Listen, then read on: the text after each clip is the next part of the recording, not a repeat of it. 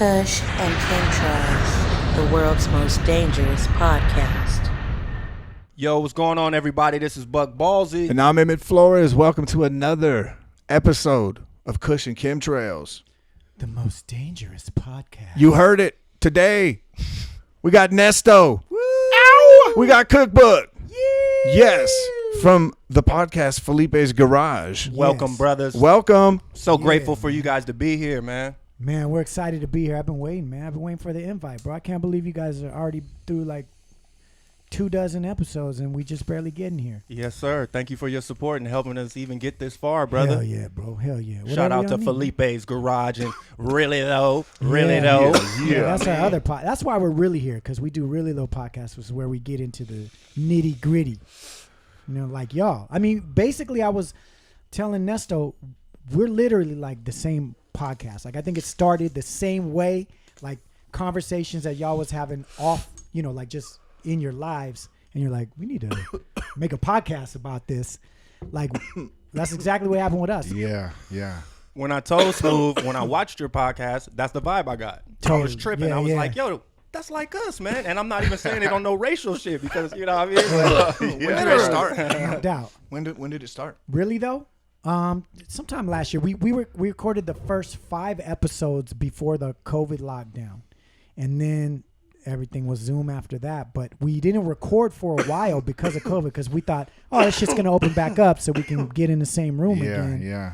And that did not happen. Now, is this a reiteration of Really Though? Did you have Really Though going before? Yes. I thought so. Yeah. So originally I had Really Though, and it was almost a totally different podcast, even though sometimes when Nesto can't come and I sneak in there by myself, it sounds like the Really Though. It was like more motivational. I was interviewing people about their success habits and stuff like that.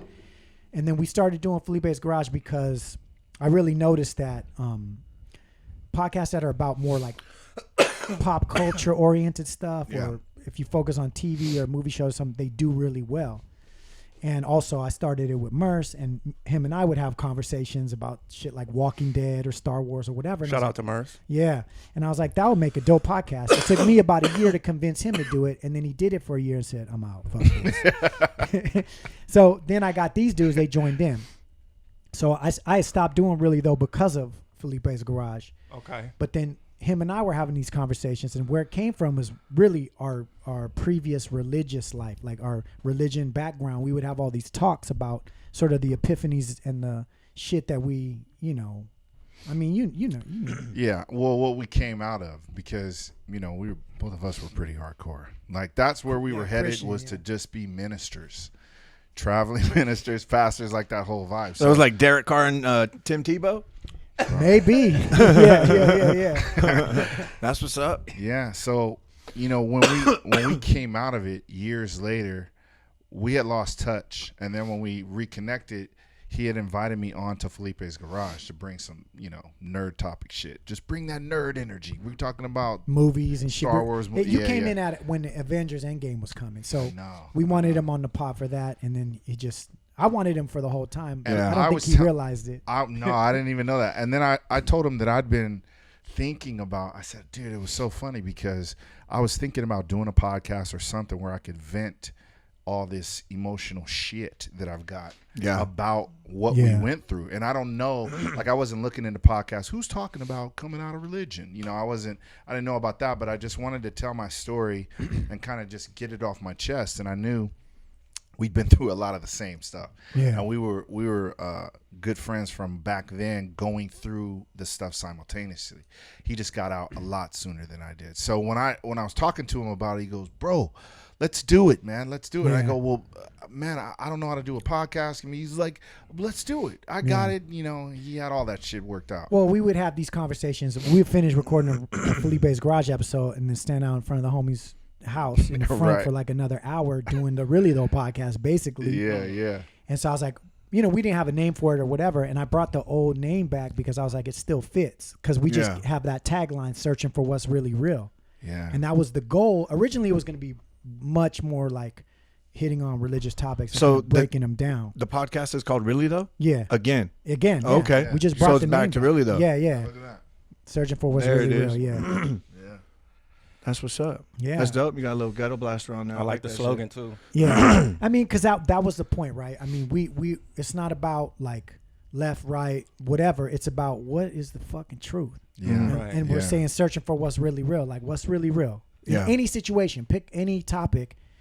You know, it's like his story, and then what's real is in the middle. And then really behind what's in the middle is the real truth, which we're probably never going to know anyway. Yeah, yeah. But we're searching for it. And we're Right. going to, you know, so when we approach, I mean, you tell them how like our approach is. I know. Initially, we weren't even doing political topics like Or that. Wasn't even conspiracies or anything. Yeah, we knew it was going to lead into more conspiracy type shit. You know, aliens, and because there's a backdrop of possibilities connecting to Christianity and some of the stuff that we grew up reading about ancient aliens. Like that show breaks down a lot of stuff that's connected to seemingly Bible stories and things like that. So when What's your take on that show? I love it. Do you really? Yeah, because to me, And you think that's actual information? You think they would let that on a TV channel? yeah, we can talk about more of that angle a little bit later as we get into things, but I feel like nowadays when the truth comes out, they don't give a fuck. They don't care what shows are talking about what anymore, because it's not waking up enough people to do damage to them. That's why I feel like there's been so much alien disclosure starting from last year. So you believe in aliens? Yeah, I do. Yeah, I kind of do. Let's talk about it. So, But let me just say this, just the part, like our approach to doing this is more like not a final, like we found the answer and this is what it is, so y'all take it or leave it. It's not like that. I think because we were more so like that when we were Christians. Christianity is the right way. It's the OG religion. Wrong. Yeah, everything else. It's like now that we've come to a point where we're just open to almost everything. It's not anything is okay. I don't care about that. It's whatever you're doing, that's great. Whatever you're doing, that's great. You know what I mean? It's not like, well, hold up. You're doing that wrong, though. You know that, right? But I respect you. But that's wrong. That's not even how we're approaching it. So when we have a topic, we just share our take on it, whatever we've researched possibly, and then we just go from there. And then hopefully have people write into us sometimes, and sometimes they call in and do different things like that. But we just break things down from what we research and what just our vibe, what we're thinking about. And mainly it started out from the church world. Like we were just venting out what we went through, what we were taught, but what we see isn't as accurate as what we thought it was. well, yeah, and we did start this podcast in 2020. Yeah. So right in the middle of some of the most craziest shit. But we always joke around because we try really hard not to take sides. Like, Yes. stay in the middle so we can kind of look at the full view of whatever topic it is. Powerful. But we always joke like, man, this is why we're not successful.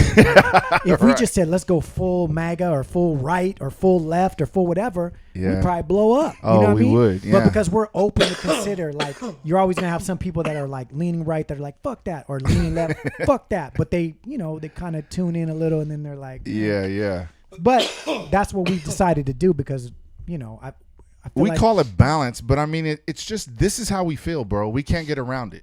We're not that extreme on one side or the other when it comes to that. Although, certain topics. there's some stuff that we're like, fuck all of that. And it can make us seem like we're conservative. Because when we look at a lot of stuff that's going on the left and behind the scenes, it just looks like, oh, see, these niggas is drinking Kool-Aid. It's like, nah, bro, it's just facts. Getting back to ancient aliens, this is what I'll say about it. I met that guy, George Snastidopoulos, whatever the fuck that Greek name guy is. And he is one of the coolest dude. He is cool as fuck. And whether we believe the information they put on that TV screen, that motherfucker genuinely believes it. I mean, yeah, they're doing a TV show. I think that's what you're getting at. Like, it is a TV show, so there has to be an entertainment value to it, right? But he believes every word he says. Yeah. I told him, I watched a lot of your Well, I episodes just know and we that talked they about it. omit a lot of information, so I wonder what are they really? For sure. Right. Because when they did the special on Lloyd Pye, we did a whole segment on Lloyd Pye, and they didn't cover any of that. All they covered was how it was farce. There was no way. Right. And I just Really? was like, yeah. Ancient aliens? Wow. Yeah. Yeah. But I enjoy it for the entertainment value. When it Yeah. first came out, I was like, the things that impacted me, because I was already at the time getting put up on like ancient Samaria and understanding, that those are the earliest writings on those cuneiform tablets and shit. And what they were saying was connecting to shit that was in the Bible. Yeah. So it instantly was like, these motherfucking plagiarists, I know. know, that just took this shit and put it in the Bible and said, oh, that's God. Where these people are talking about the star people and the gold. You guys are harvesting the gold. But you don't think that they could have gone back and reversed that? Meaning that what's in the Bible, they went and put on those tablets instead? Yeah. I mean, sure. I'm open to any possibility. But I'm saying, like, the further you go back, the more intertwined a lot of the shit seems to be. Because it just seems like the people that are putting all the history forth are the same people that... It's like cognitive dissonance. It's like, okay, they're in control of everything and they're putting out all the information and we're against them, but we're basing all our information based on all the information that they're putting out. Right. That's why I brought up the History Channel. There's 5 media corporations. We know they're all ran by entities, so why would they put any valuable information of any real worth out there on one of their channels is what I'm saying. It's almost like they get ahead of progressive thought, and then they give a narrative or a spin of what, of course, where they want that energy directed to. Because I've always wondered, because what's leading me, we'll give you some of that ancient alien knowledge that you're seeking. But what I was telling him was every rabbit hole I'm going down, because we've been going down a lot, is taking me back to the Bible. I know. That's what we were talking about earlier. And me and Cook were saying the same thing. And it seems to be a threat. It's never the Quran has never been a threat. I never hear them about burning Qurans or burning Torahs or the Talmud, which is a really bad book, but that's another story. But yeah, and a lot of that Hindu shit with all those different gods with different hands, a lot of times those fools look like fucking demons to me. Yeah. So I wonder when you're meditating, or demons, right? Because I think that's more what aliens are. I'm leaning towards the demon tip. So instead of like interstellar, it's interdimensional beings that you're thinking they are. I don't know what they are, but I just think that there's something. It feels wrong. It feels evil and weird. The whole thing feels evil and weird. And I've never felt that before. Interesting. Wow. Well, here I've been hoping they show up. I'm excited. I know.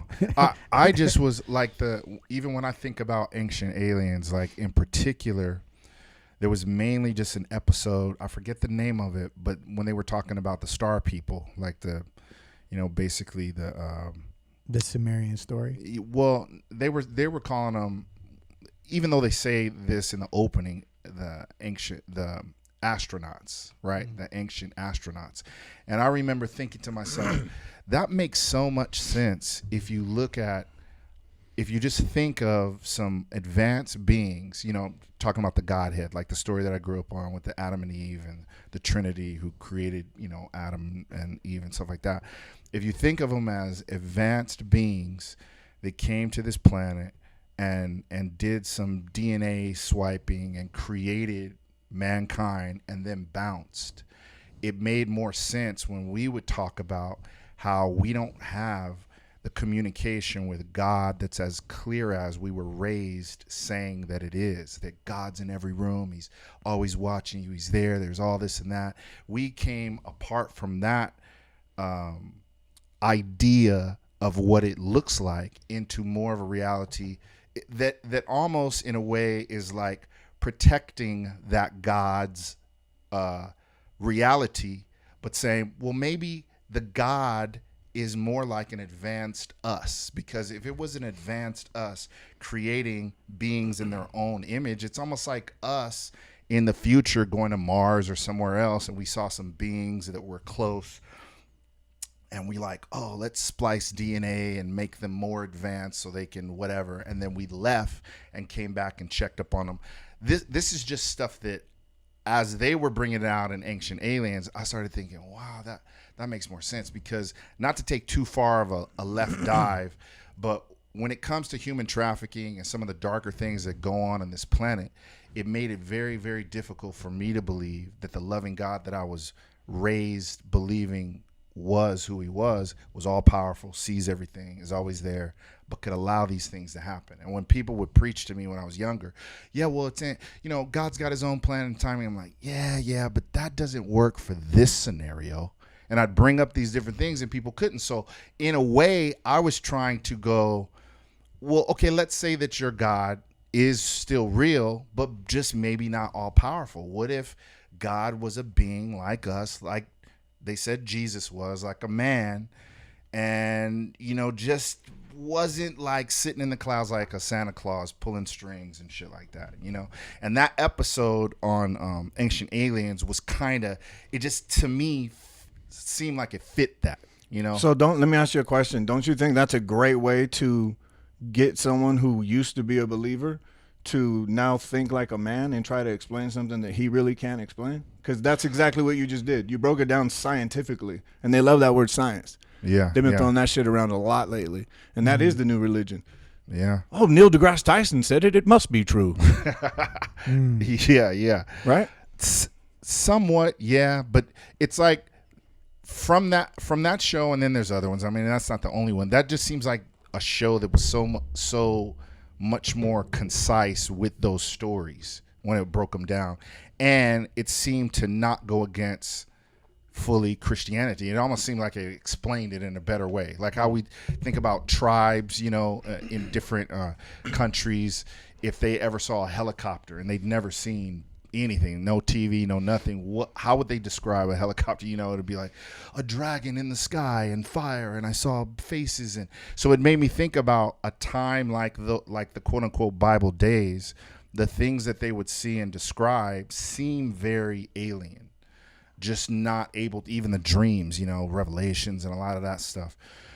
So it seemed like that explained that a little bit more for me, because the other side that we grew up in, to me, can be explained away easier. And I was fighting to prove that it couldn't be explained away for years and years. I was holding on to so much. So even though I know that we've only been given pieces and nothing has been as accurate as even like the Bible that you talk about, and, you know, just knowing the formation of the Bible, how it was first put together, is all bullshit. You know, and how they met in homes and not in buildings first. I mean, that whole thing, you know, we were talking about that on the show too. So we've gone through that whole journey of fighting to even prove that God is real to the world. And then it became to ourselves. And then we just were like, I mean, I haven't walked away from the full belief of a God, higher power and all that. I'm just trying to figure out, well, what does it look like? Because it's not as personal as I grew up being taught that it was, or he is, you know, talking to us. Well, do you really hear that? There's so many explanations of what we hear, what we see, you know. Yeah, how about simulation theory? There's another one that's like fucking mind-blowing. When you think about the possibility of even that, what we could be in. I think, though, the problem with a lot of that is that it makes you susceptible to what they're pulling. You know what I mean? Like, I'm pretty anti-technology. I would be down to live like an Amish man. Right. Off grid. Yeah. I think the more technology you introduce, the bigger problem you have. In fact, I know it. And I know that a lot of the problems that we have in society are based on the system we live in. Yeah. Like, there was no mental illness back in the day. That shit didn't exist. It exists now because of what it is. I'm not saying there wasn't crazy people, but not to the degree that there is now. Yeah. You know what I mean? Yeah. So you think our devices and our technology is actually driving us crazy, or are we defining something now that we dealt with in the past in a different way? Yeah, I think that what happens is when you introduce technology of any real significance, there has to be regulations on it, right? So at first, like, the automobile will seem like, wow, this is what a advanced innovation for mankind, right? Yeah. Whereas before, we could all just go climb this mountain if we want. Right. But now we can't. We got to take a road. Right? Yeah. And now we got to pay for the registration on that vehicle. What if you can't afford your registration? What if you can't afford insurance? What if you can't afford fuel? Now you got to take public transportation. Now you're even more restricted. Now you have to go on that transit system where it goes. Now you're even more restricted, right? And it just keeps breaking down. And you can do that with almost any sort of technological device that means anything to mankind. I know. You separate humanity from that. You're separating your humanity. You're losing it. At the end of the day, it's tough. You know the Unabomber, Ted Kaczynski? Yeah. Read his manifesto. I know, it's pretty brilliant. He was talking about that. Fucking brilliant. It's a lot of it's a lot. That made me go, "Am I the bad guy?" Yeah, because I feel like this guy was how talking I feel, to bro. You're reading, and you're like, I kind of agree with him. Like, this guy's making some good points. I mean, we did that episode where we were watching. We did the whole thing about the MK Ultra and how the fucking CIA is working through TV in Hollywood. And then I told him, I was like, bro, I'm not watching TV anymore. Like, how can I do that a whole episode, right? And then go on and be like, yeah, so did you check this out, man? I'm not even speaking right now because I don't want to cast spells on you guys. That's why I'm just silent over here. That other shit, right? Did you see that language shit? Wow. Bro, we just did a segment on language. Have you seen that? The whole weekend, weekdays, and all that bullshit? Oh, yeah. I heard you talking about that. What the fuck? No. Bro, okay. So, language, okay, you know what cymatics is? No. Okay, it's the effect of vibrations on matter. Right. Okay? Yeah. Okay. So, have you seen Dr. Emoto, his water experiment? Maybe. Have you seen it? Okay, what this guy does is he'll label. Is it with the sound and the movement of the water? No. Oh, He labels water, bro, different things. Something's good, something's bad. And the things he labels good, you look under a microscope at it, and it looks beautiful. The most beautiful, like, formations. And you're like, wow, that's dope. Oh, I've heard. And then you put, like, he has one that says fucking evil, and it just looks like a big smear. It doesn't look like a crystal or nothing. It went from looking like a fucking snowflake. I showed you. Went from looking like a fucking snowflake to a smear to nothing. You know what I mean? Wow. But if you don't see the process of that, say, I'm just use that as an example and kind of go back to what you were saying earlier. What was I saying earlier? If you about science and what is being fed to us, you can easily make someone say, now look at this water, and you can just make a smear and say, see, I called this evil, and so look what happened to it. That's like water has memory, and people believe that. Like, okay, but again, no, whether it's technology or any information, I can prove that to myself, though, bro. I can't show myself an alien.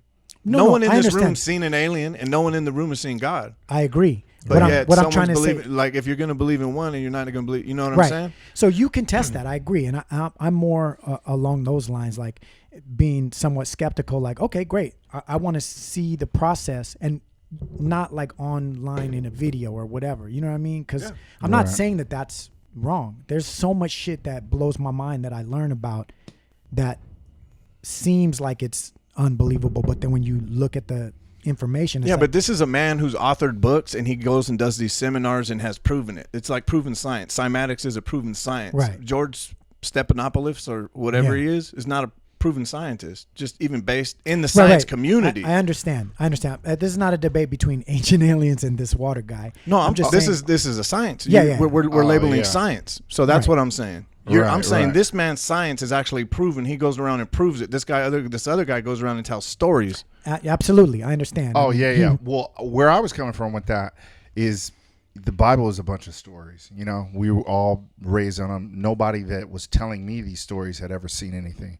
So we grew up believing, and it's so powerful that our belief can create in our mind that shit is real. And what I didn't understand at the time is that every religion feels like that, bro. I was like, what are you talking about? When someone introduced that to me, I was like, no, but we've been told that they're terrorists because their belief causes them to do. Yeah, but dude, there's people that believe in the Muslim faith, quote unquote, that don't do what you see these terrorists doing. So to label them all this thing, and it's like, well, no. Well, how are you defending Christianity? Growing up, I was doing the same thing because there was different divisions of Christianity that were more stand in the corner, hold the Bible, screaming at people that are walking by. You're going to hell if you believe, you know. And it's like, well, bro, he's got the same Bible as you. Is that the same? And I'd be like, no, that's just more of an extreme version of us. You know, it's like that whole thing. But that actually says in the Bible not to fucking do that. Right. Not to do that. Right. It says it's arrogant as fuck not to do that. But then there's people the whole religion is arrogant, though. There's so many. What I mean, so? Yeah. Really? Believing that you have the answer and you're the special one, and everyone else needs to listen to what you have to say. It doesn't say that in the Bible, though, bro. Well, it does command to preach. You know, go out and preach to all the lands and tell them the good news, quote unquote. That is a mandate from God Himself to do it. So it may not say exactly shout on the, but there is an arrogance to saying, I know the capital T truth and you need to listen to me. Like you're lower than me because you don't have what I have. And I know beyond a shadow of a doubt where I'm going to go after I die. That's arrogant as fuck. No, you don't. You know who knows where they're going after they die? My dad, because he died in 2004. He knows. Maybe he doesn't. Who knows? But there's no way you can say, I know. You can say, I believe. And there has to be a humble position in anything, whether it's science or religion or whatever. There has to be a humble position that you take. How can you come and say, I know, and have capital T truth? Because this book told me. We talked off pod.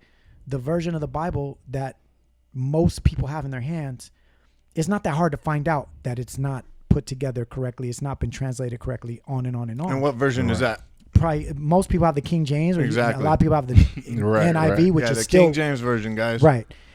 And the NIV, which still comes as a direct translation from the King James. Right. But even the interlinear that breaks down the actual Greek and Hebrew and Aramaic word for word and drops it down. I got interlinear Bible, and it's still like, dude, who told them to put this together? You know what I mean? Mm-hmm. Like, to think that these were letters passed around by almost like friends and people that supported one another. There's never a declaration to even make it into a book. Think about that. In your book that you go by, there's no page in there that even says, make this into a book that everyone should follow. That's fucking crazy. Yeah. Homie, because the first 300 years after Jesus died, supposedly, if you go by the book, 300 years, they were meeting from house to house. That's how church was. It wasn't in a building like Roman Catholicism. And that's the breed, or that's the whole thing that we come up under, since then. Yeah. Constantine. Church, though, right? I know. It was never supposed to be in exactly. I mean, temple worship. That's a whole. But whatever it was supposed to be, you have to, when people defend the accuracy of the Bible, they rely heavily on, oral tradition was strong back then, because they can't get around the fact that even the Gospels, the story that's supposed to be the most important one about Jesus, was written decades after Jesus was dead and gone, right? Yeah, by multiple different people. Who wrote the book of Matthew? Most people say Matthew, and he did not. These people did not. The earliest version is Mark, and even that is still like 20 years after Jesus died. Yeah, I know. It's wild, dude. It's wild. But all of that to say, none of those gospels are written by them, right? None of them. Yeah. And they all have taken from each other. They were all written by other writers too. Exactly. Right. But that's what I'm saying. That's why it says the gospel according to Mark. Right. Supposedly. And then I heard an interesting theory that I skip Bible study, y'all. That's why I'm quiet again. So. This is the best Bible study you can Good for get. you, bro. Yeah. Good on you, for real. the Gospel of John. Is it book or gospel? What do they call it? Gospel. Gospel. Yeah. They think that some people theorize that it might have been written by Mary Magdalene, because how it says it was his most beloved gospel, or his most beloved disciple wrote it. Oh, right. Yeah. And the Da read Vinci Code has that drawing, like that it's actually Mary beside him. Yeah. Have you read what is that? The Last Gospel Supper, according to Mary Magdalene, or the Gospel of Mary Magdalene, the Book of Mary Magdalene, whatever. It's one of the Apocrypha. It's one of the Apocrypha. No, I haven't read it yet, but yeah, I know about it. Yeah, me too. Yeah. Well, and then you got to ask yourself, because the more of those Apocrypha books, they go a little off the rails. You know what I mean? And so someone decided that information wasn't Bible. You know what I mean? And we're trusting oral tradition. Think about if all four of us saw an accident right here on the street right now, 10 minutes afterwards, if you asked us what happened, there'd be different varieties of the same story, and we all witnessed the same thing. This is true. Now add decades to that, and then say, write down the capital T truth for all of history. Right. Are you fucking kidding me? Yeah. Like, how could we rely on that? But that's not even a good plan from a God. Well, yeah. I mean, even though in my lower, I'm just a man. I know he thinks higher than me. I'm just saying, like, there's so many flaws that can happen from that. Like, if you want to be clear about something, show yourself, speak in the language that they all understand.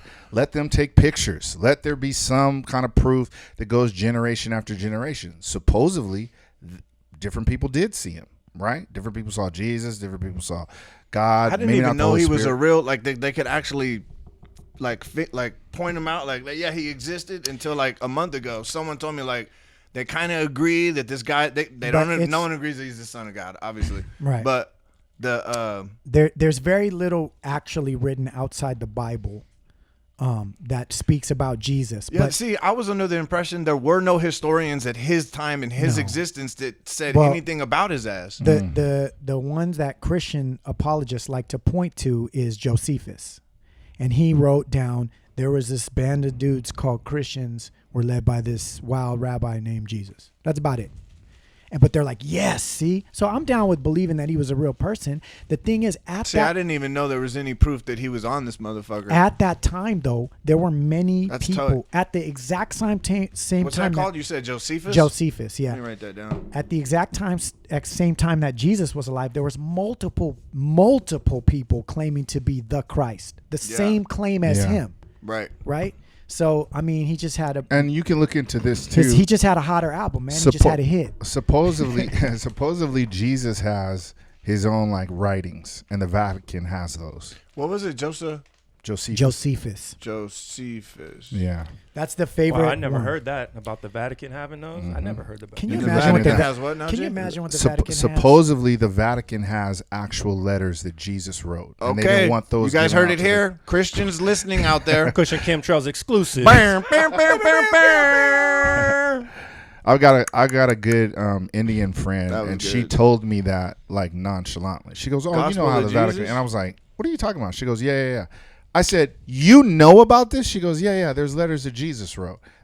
She said they'll never make those public because they don't want anybody to know that it was. And I go, hold on.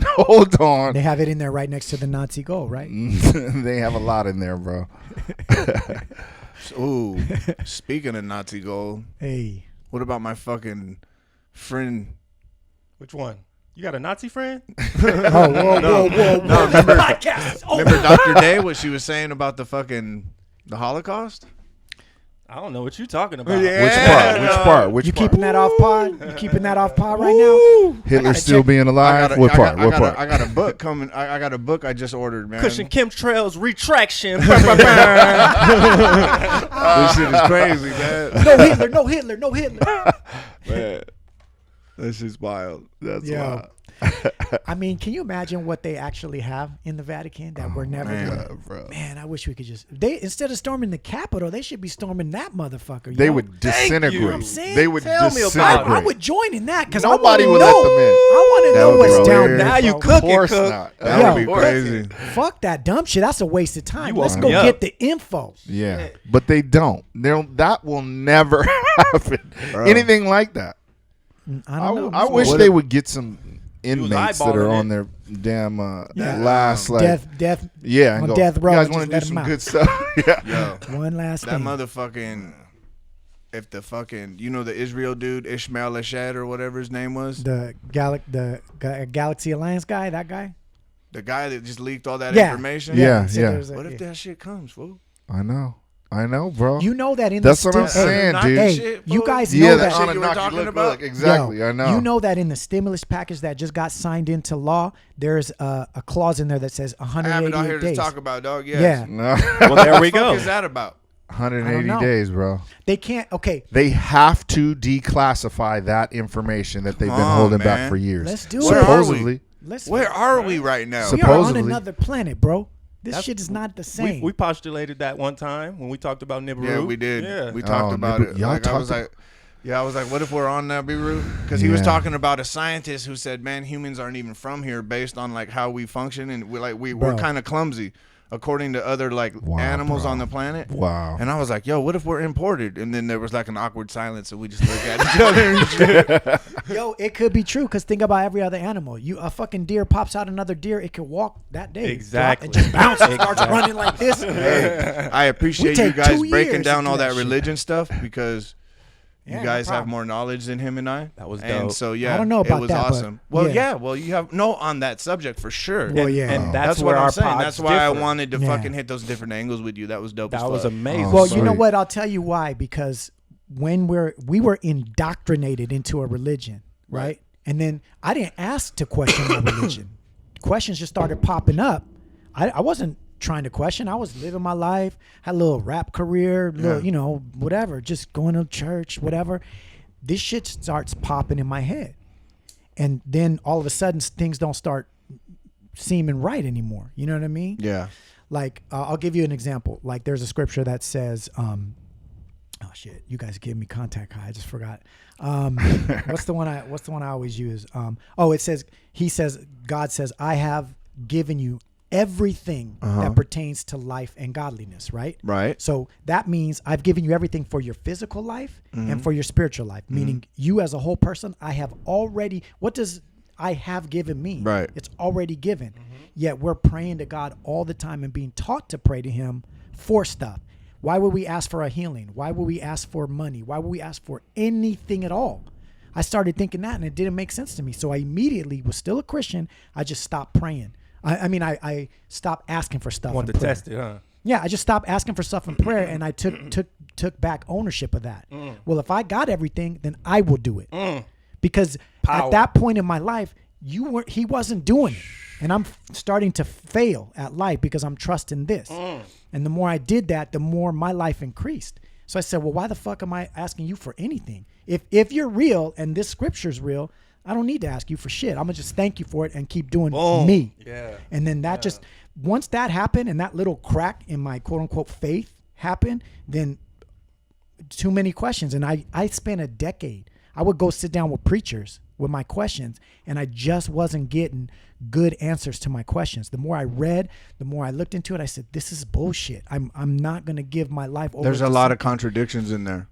In what I said? No, like, brother. Let's break it down, bro. The Bible, The Bible. I'm saying there's a lot of things. 100%. Like you just said, the quote you said. And then someone could be like, well, it says God helps those that help themselves. That's and not you're in the helping Bible, yourself. That's well, not in the Bible. There you Bible. go. Exactly. People quote And that's something else is that there's so much that is in the church or just people around the church. And then like you just said, because you guys know the Bible. Yeah.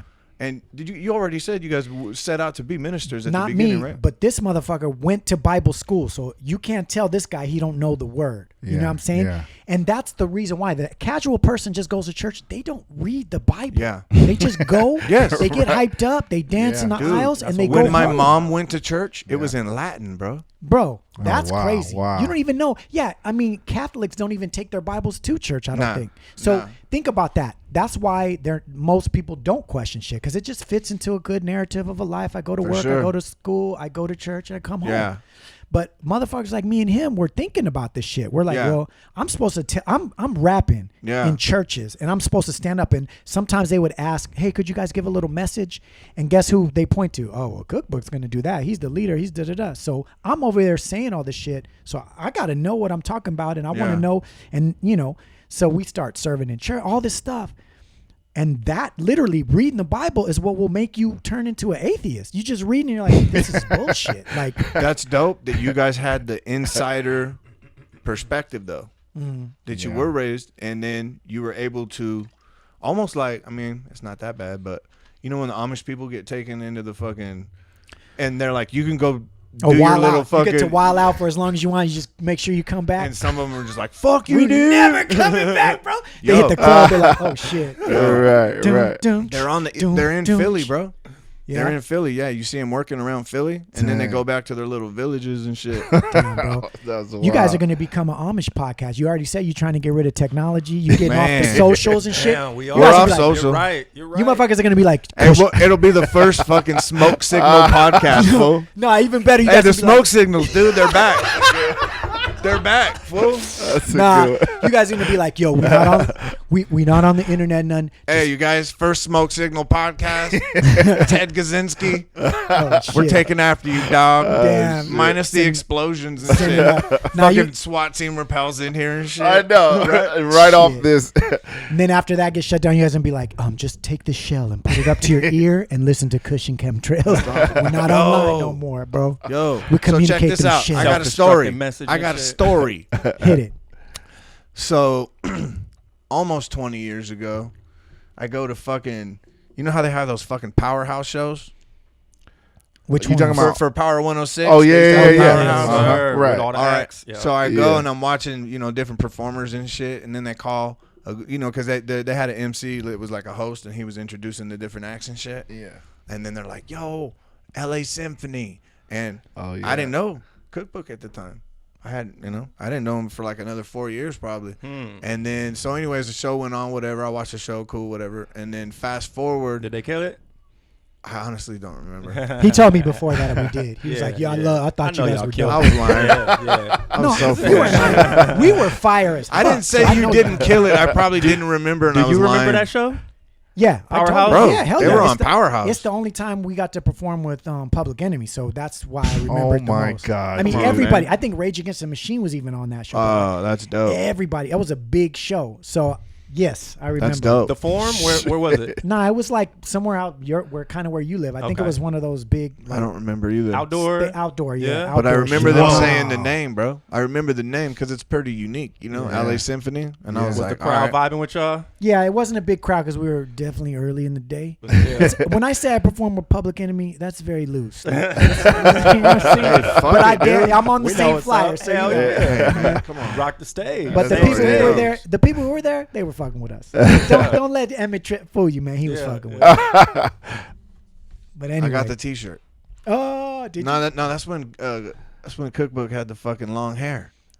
Oh, The way curls? back then. Yeah, That's I the did. beginning days. The Wow. wavy curls and stuff. Yeah, dog. Trying to look sexy.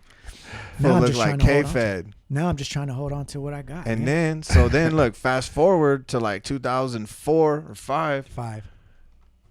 We start working together. Yep. Wow. And then he was Small like, "Yeah, world. I know, I rap, dog. I'm in a group, LA Symphony." And I was like, and I was like, "Yo, dog, I Why seen are you you at here? Powerhouse." I was like, "I seen you at Powerhouse." Aren't you playing with Public Enemy? It's Why like, are "I you seen working you at here?" Powerhouse, fool. It's fucking tight." Oh man, yeah, and the rest is history. We started doing shows together, all kinds of shit. Like Yeah, me, Buck, and Emmett have a pretty long history of doing a lot of like right We away. did. I was doing shit with you when you were fucking with like Sean Healy and all that oh shit. my god. Wow. Hey, Sean Healy, suck a dick. Man, you motherfucker. He was, You know about Sean Healy, dog? Nah, he's a pay to play promoter. Really? Yeah, bro. he was raping young And, acts, bro, man, bro. You got to pay Damn. like a rat to get a show. So you pay $1,000, right? And this fool will be like, "Yeah, here's 100 tickets," right? Ain't nobody buying them motherfucking tickets from you, dog. Nah, you just gotta drop the money. Yeah. And you'd be like, yeah, you're gonna play with Slick Rick or somebody like Yeah. that. Like it's like a semi-dope but maybe older act. Yeah, And you're like, yeah, and yeah, you're gonna yeah. go in at 6 p.m. Yeah. Doors open at Yeah. 9. But here's pay $1,000. Like it's crazy shit like that. So you got to go try to hustle them tickets, man, Yeah. and you sell maybe like 12 To you're your like, friends and damn. family. Damn. And the problem with pay to play in general, not just him, just in general. What Yeah. what happens is, imagine you have like, imagine it's your show, right? The promoter books you, you're the headliner, and you Right. got 4 pay to play acts before you. Who are they going to sell the tickets to? Their mom, their coworkers, or whatever. Yeah. So as soon as they're done, those motherfuckers leave. They're not rap Exactly. fans. So by the time you get on, you have a mishmash of a couple people that just want to stay and drink, and hopefully Yeah. you're fans, but like it really fucks And the up crowd ain't game. really energized to see you, bro, Dang. because everyone kind of has the vibe of like, everyone kind of did the same hustle to get on the show. You know what I mean? Man, I've got pushed to Man, dude. after the headliner before, so you know everybody Oh, yeah. really was gone. All the Yeah. slots got filled But up. that's what they started doing, bro, in the fucking, Wow. like in the 2000s. Yeah. These fucking promoters just started being like, "Hey, you know what we'll do? Instead of hustling ourselves, Right. we're going to put it off on the artist."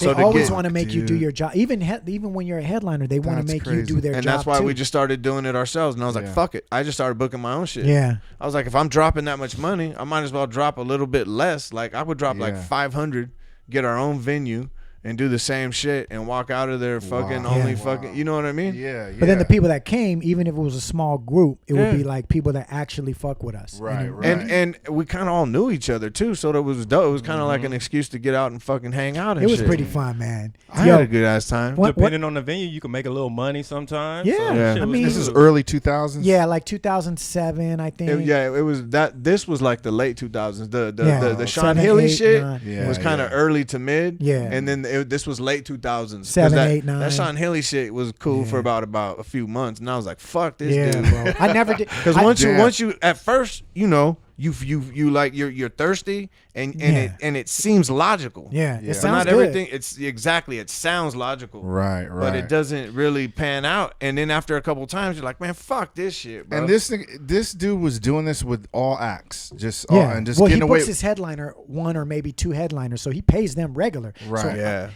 I mean, for respect, I've only worked with Sean Healy as a headliner, and that's why I've experienced what Buck has experienced, where like we've had to say, hey man, this because of like pay to play and like the crowd is about to suck in like 2 minutes. Bump the next guy and put us on because we didn't come here to play to an empty room. Dude. So Yeah. I've done like.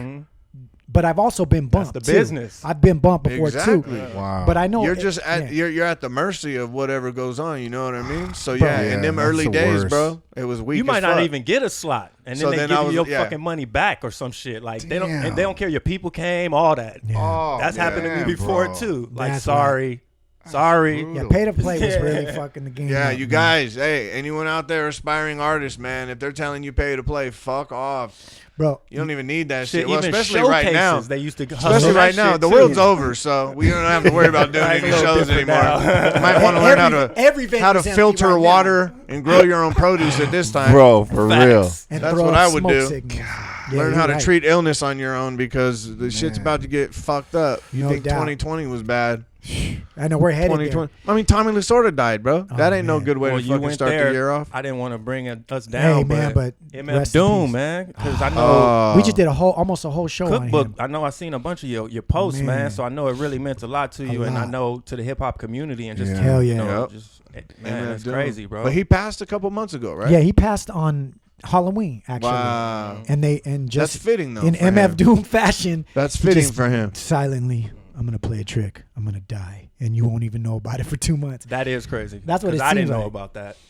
Yo, but with the Tommy Lasorda shit, I mean, if we're going into 2021 and you want to Yeah. get into that shit, Yeah. think about what's happening, and we could talk about any angle of this. Take Tommy Lasorda. So I took my son in 2019 to his first ever baseball game, and I got it from I got the tickets from a client of mine, so they were bomb ass tickets, yo. I was sitting right behind what's that dude? Hi Newman, that actor guy. That guy he was right in front of us to the left, and around the second inning, the seats, there was an empty seat in front of us to the right. In comes Tommy Lasorda, right? Come to find That's out, dope. I know I saw him right there. I met him. I waved my hand. And my son doesn't know who the hell he is. It's some old ass man. I saw decrepit coming in. Point being is, I found out later that Tommy Lasorda, the Dodgers have kept him involved in one way or another ever since the 80s when he left, or whenever 90s. Yeah. I don't know when he left. And he goes to every single home game. He would go to every single game. He left early. He left like around the seventh inning. Like he's an old man. He just takes it in, loves baseball, and he bounces. But the point being is that was going on in his life all the way up until the end of 2019, that season. Then what happened? 2020, COVID, lockdowns, and this old ass man who had a reason to live. Yeah. All of a sudden bumps into a world where he can't do the one thing that he loves the most. And then what happens? I wonder if he even got to I be there agree. for the title. And I agree. 100%. He did. I agree 100%. But let me ask you this. Do you think that that's an anomaly?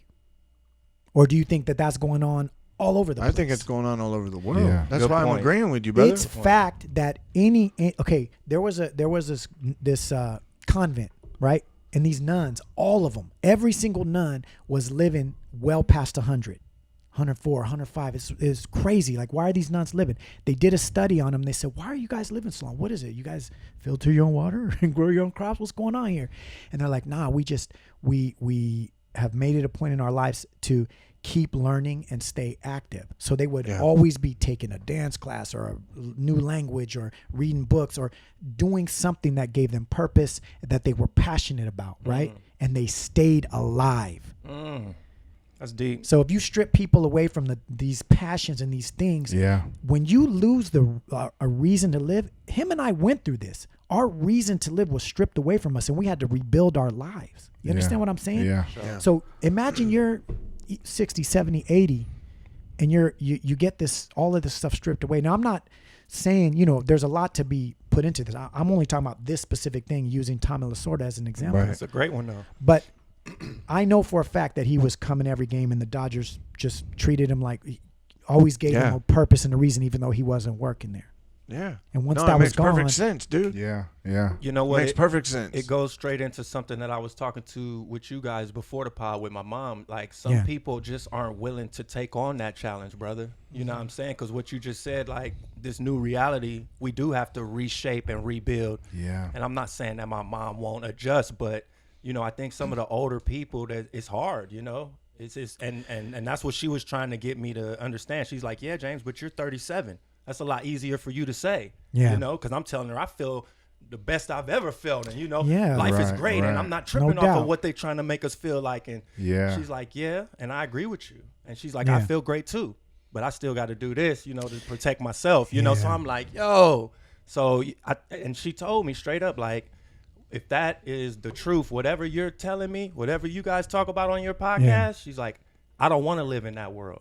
So to me, that's her pretty much saying she's not willing to rebuild. I understand that. And especially once you get upper in age, you know, if you don't on purpose continue to like renew your mind and make conscious decisions to do new things and continue to grow, you get set in your ways. You know, grumpy old people, I can't work this goddamn iPhone. Yeah, it's a fact.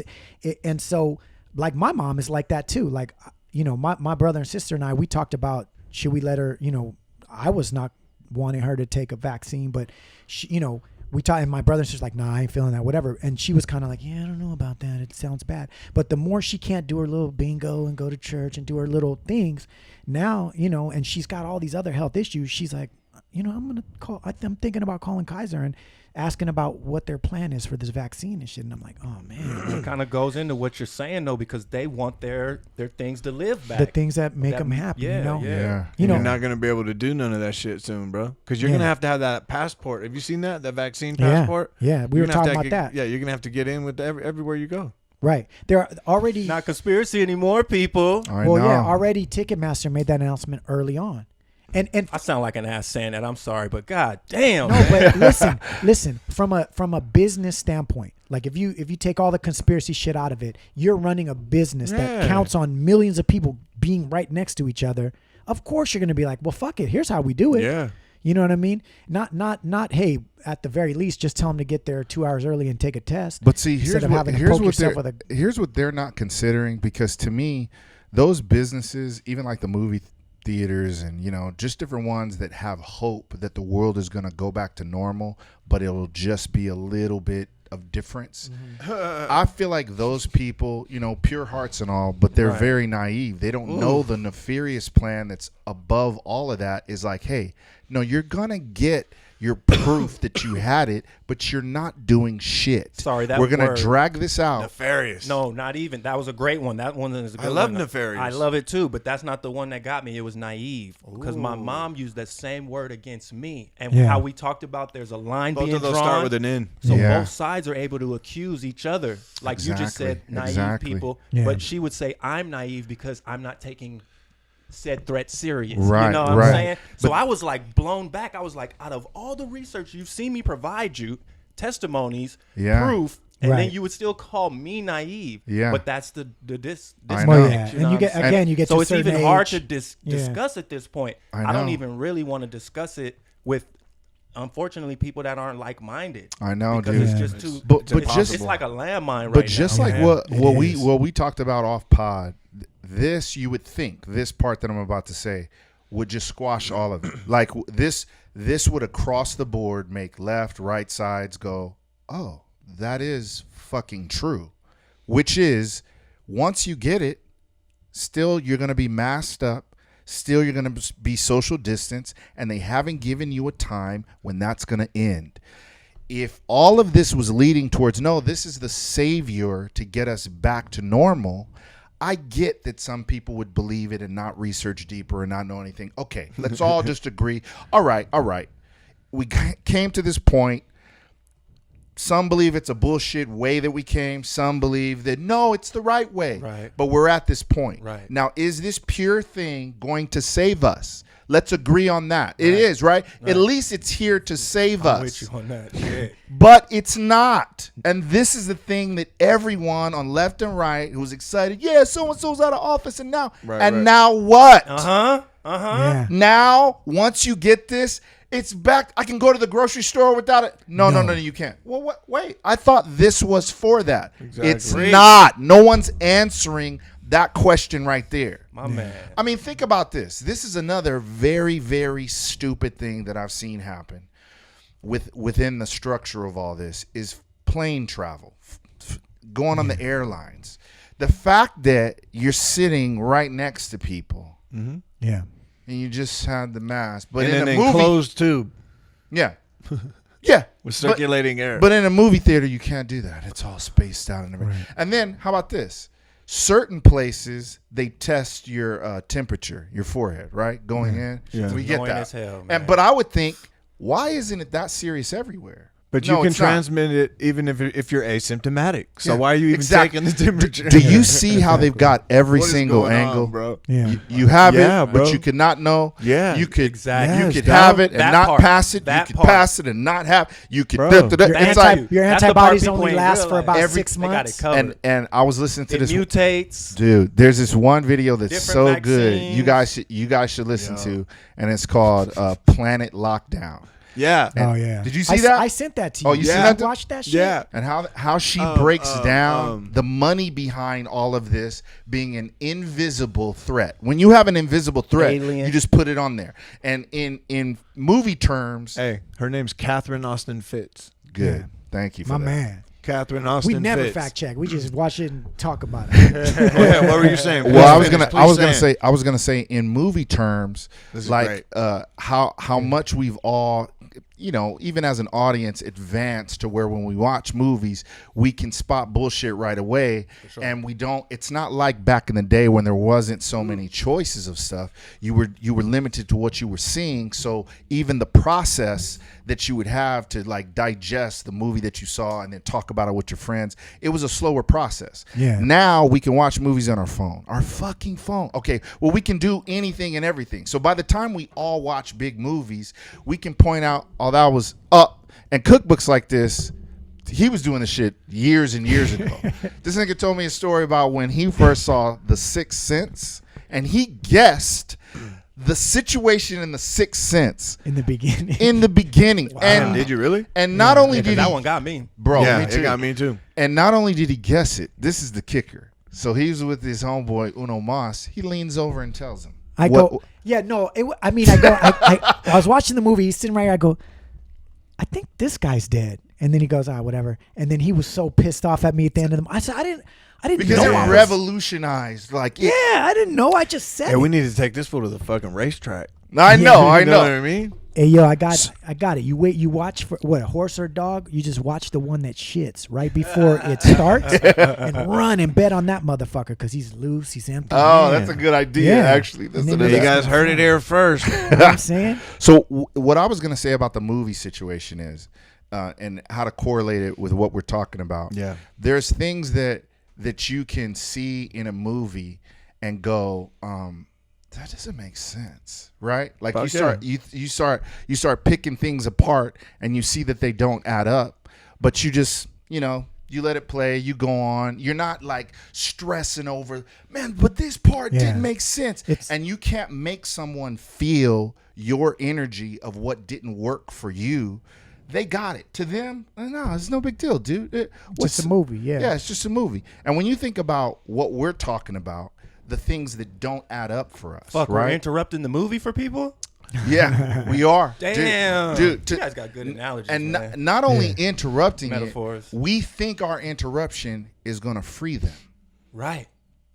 We literally in our brain think, And they just want- because yeah. we see it this way, sure. and we recognize the flaw, So the we have the Yep. problem, huh? yeah, they just bro. want to watch the movie, man. You're 'Cause- fucking up my Because movie. this is what I had That's to what get I to. come to peace with. This Thank exact, you, guys. bro. Yeah. This is what I had to come We to talk peace about this with. every day, man. bro. Yeah. My biggest thing was in my Christian world, I was all about that, freeing people, opening their eyes, like showing them. And I didn't realize the process that, first of all, people got to want to be free for it to really work for them. Absolutely. That's why even when you read scripture and you really read it the right way, everybody was coming to Jesus. Right. Even though he would go place and he would declare stuff, supposedly, you know, and ministers, they would share. They weren't shoving things down people's throat, and people were coming to them. There's this one verse, there's this one scripture that used to stand out to me really, really well. He preached, Jesus did, this big monumental sermon that was really, really big that people quote from. Then it says that the crowds dispersed and there was only like a few people that were standing around. And those people questioned him and said, Rabbi, I don't understand what you were saying about this. Basically, can you break this down further? And he looked at them, then looked over at his disciples and was like, see, now these people are going to get to see the kingdom. Because they didn't want just the glitz and glam of the big service that everybody was around. They didn't understand that shit. They want to know deeper, and deeper comes to them, right? And that used to always be like, oh shit, because I used to see these big ministers and they're packing out stadiums, they're doing all this different stuff, and I was like, yeah, but what? How are you keeping track of these people and their lives? But if this amount of people in this room are supposedly all believing this shit, we could turn the world upside down tomorrow. The world is not changing. All we're doing is having big ass meetings. That's what was my frustration. So I'm gonna end with this. This is what I came down to. Brother. When I saw the movie The Matrix, you know, it hits people in so many different ways, but nowadays everybody's pulling, not everybody, I keep exaggerating, but there's a lot of people that are pulling the phrase red pill them. Open their eyes, open them up. They're saying, use that red pill. It's all over the internet, right? It's for the quote unquote woke people, the people that really see what's going on. I hate that word. I know. But both sides use it. He's talking more from a. I know. Yeah, that's how they do it. I know exactly what. So my friends that are on that side, that were getting frustrated, and it reminded me of how I was when I was in the Christian world, and I was trying to win people for God, and it seemed like it wasn't working, and people just don't see it. What I had to explain is because they were using those terms, you know, from the Matrix. And I was like, okay, hold on. This is what we got to look at, because I'm in a group text chain with some of these people. And I said, Neo was searching for answers. Number one. Right. They didn't go hunt him down and force this down his throat. Don't you see what's going on in the world, Neo? Wake up. You're the one. That's not what happened. He, as Mr. Anderson, was searching for Morpheus and the answers of the Matrix, right? So when they had that sit down and Morpheus was in the chair, you know, the famous, and he was like, okay, you take the red pill, the blue, you choose what you want to see. And then he took him on that journey to see, here's what the real world looks like right now. Here's what they're doing with us. Our bodies are just a battery for them. What? All that, right? Yeah. Okay, remember how he was blown away? He was like, no, it can't be real. It can't be real. This nigga woke up bald-headed, stripped naked, and it was like, bro, you can't go back. So here's what I want to bring out is that one scene. It was a real quiet scene. Neo was laying on the bed, and Morpheus was in the background, and Neo goes, I can't go back, can I? And Morpheus goes, even if you could, would you want to? Right. And then Morpheus says, I have to apologize to you. We have a rule. We don't usually free a mind once it's reached a certain age. The mind has trouble adjusting to this level of new information. Dang. So they usually free people when they're younger. Right. Because younger people can adjust, right? Their brains aren't so hard. And when I was telling this to everybody, I was saying, this is the thing that has freed me up. We are going after the wrong people, trying to quote unquote wake people up. You know, sometimes it's in our frustration. Sometimes it's just us venting, and we just really want to shake everybody up. And sometimes I don't even think we realize if you woke everybody up, what would happen? What's our end goal? We can't change the world. You're not going to change everybody's mentality. That doesn't work. So we should be empowering and strengthening the ones who are awake, right? And making a platform, I think, that's attainable for the ones that are asleep to not feel judged the fact they're asleep. Give me a fucking break. Everybody was Morpheus, bro. I know, right? This fool is Morpheus. Everybody was asleep at one time, dude. Everyone was. And it's like sometimes because maybe our mentor didn't have patience with us and I learned the hard way. My dad trained me like this, or I had to learn on the streets. It's like, all right, nigga, but you got a son. Why would you train him to say, well, he got to learn? Well, God, isn't there some kind of mercy for somebody that doesn't have the information and knowledge that you? That's why I used to hate bullying growing up, when people would be down somebody because of how they dressed or they didn't have this and that. I was like, fuck you. You didn't even make yourself. You shit on yourself when you was dude, I used to call out bullies, and then they would cry, and then people would be like, bro, you're making him cry. That's not fair. And I'd be like, but he did. I was always the one that's like, but he. Dennis Rodman. And I'm in all of this, I'm saying I've had to learn to come to a point of just, for lack of a better, the Christian phrase, drop a seed. Just drop seeds, man. Yeah. People like us who are kind of on the same level of things, we stir each other up. But everybody on the outside, not to make us in a box and, higher than anybody, but it's like they need patience, bro. They need patience. They need grace. And sometimes, like what you were saying, the hardest thing to me is you got to walk away from some. And some are the ones you love the most and are the closest to, and they will never fucking see the truth. They'll never see it. Even when it's laid out like what we're saying, something that's not biblical, it's not political, it's just a question. When does this end? Is that going to make this end? And because the answer is no, how can you stay in that same state of thought? Right. Facts. Right? Because I can understand from this angle is that this right here, it doesn't feel like there's a lot of hope in this. I know. But at least that needle feels like, hey, we got a chance, man. Right. We got a shot at life again, man. Right. I just want to go to Applebee's again, man. Like that part in The Matrix when he says, I was saying earlier, remember? Eating the steak. Yeah, the steak, man, it tastes good. I know it's not real. Dude, Yeah. It tastes so 100%. Right. We talked about that because that's where I got to the point where I was like, that's where I'm at, bro. I'm not excited to be awake. Fuck this awake. It's miserable. And that's what we were saying. Like, dude, there's so if many we layers went left to the or right, onion. Yeah. You brought up the simulation theory. We talked about the Anunnaki. We've talked about Jesus. We've talked about fucking just brushing Hinduism. across them We've too, talked bro. about See, the problem too, though, is for me, it's not miserable until you have to deal with people that, and that happens to be often. So you're right. It's pretty miserable. Right, but bro. I'm fine until I have to deal with. I call them agents on this show all the time. All right, he does. I be feeling That's like hilarious. people This are fool agents. calls out Yeah, agents yeah. all Since the we're time. talking He's about the funny, Matrix, bro. you know what I Right. mean? He's Right, like, hey, you're bro. an agent. Yeah. He told me before because I wouldn't stop talking about some shit he didn't want to hear about. He's like, hey, man, you a fucking agent. Hey, Buck, I've been meaning to ask you, how was your trip? To the Capitol building. Damn. Damn. We saw you in there. Come on, bro. He was like, where my stimmy at?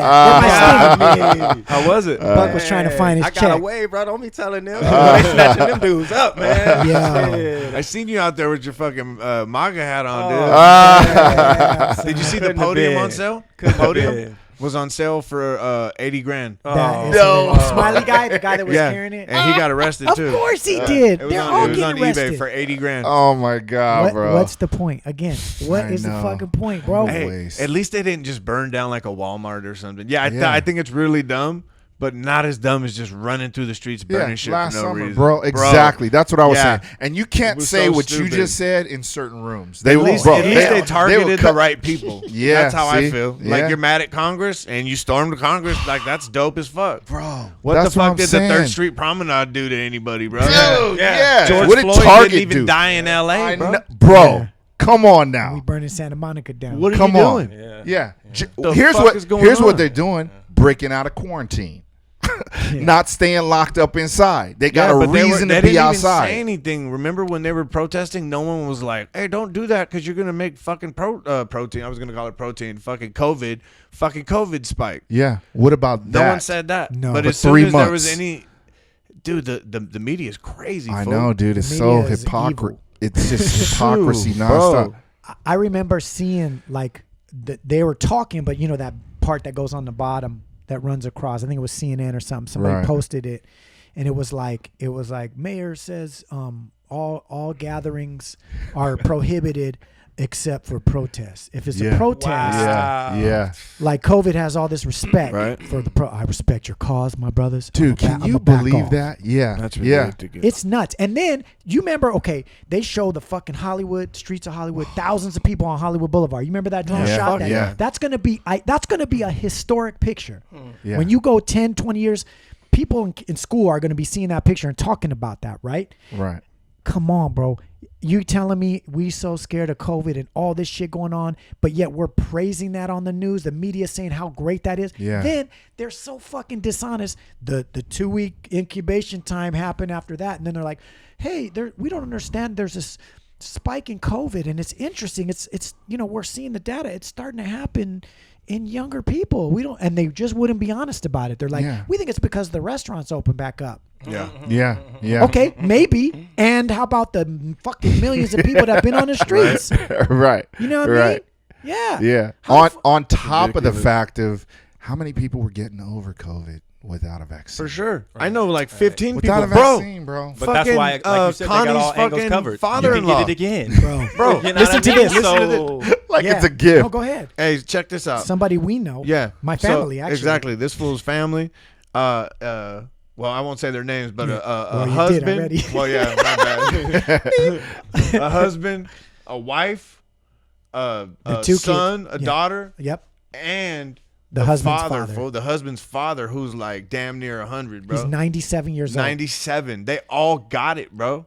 And this they fool- died. They all died? No, dog. That's they're what I'm all saying. alive, fool. Right. Right. But that, you got to admit, that motherfucker's an anomaly. Like, Yeah, but still, I think he's I'm lived just through saying, everything. Look at the math too, though. That's what I tell people all the time, bro. Just do the math. You didn't go to Yeah. fucking math class. Like, take the amount of people dead by the by the amount of people that have it, and it's like 1.7%. Dude. I mean, come And on. they keep. This is what they keep saying.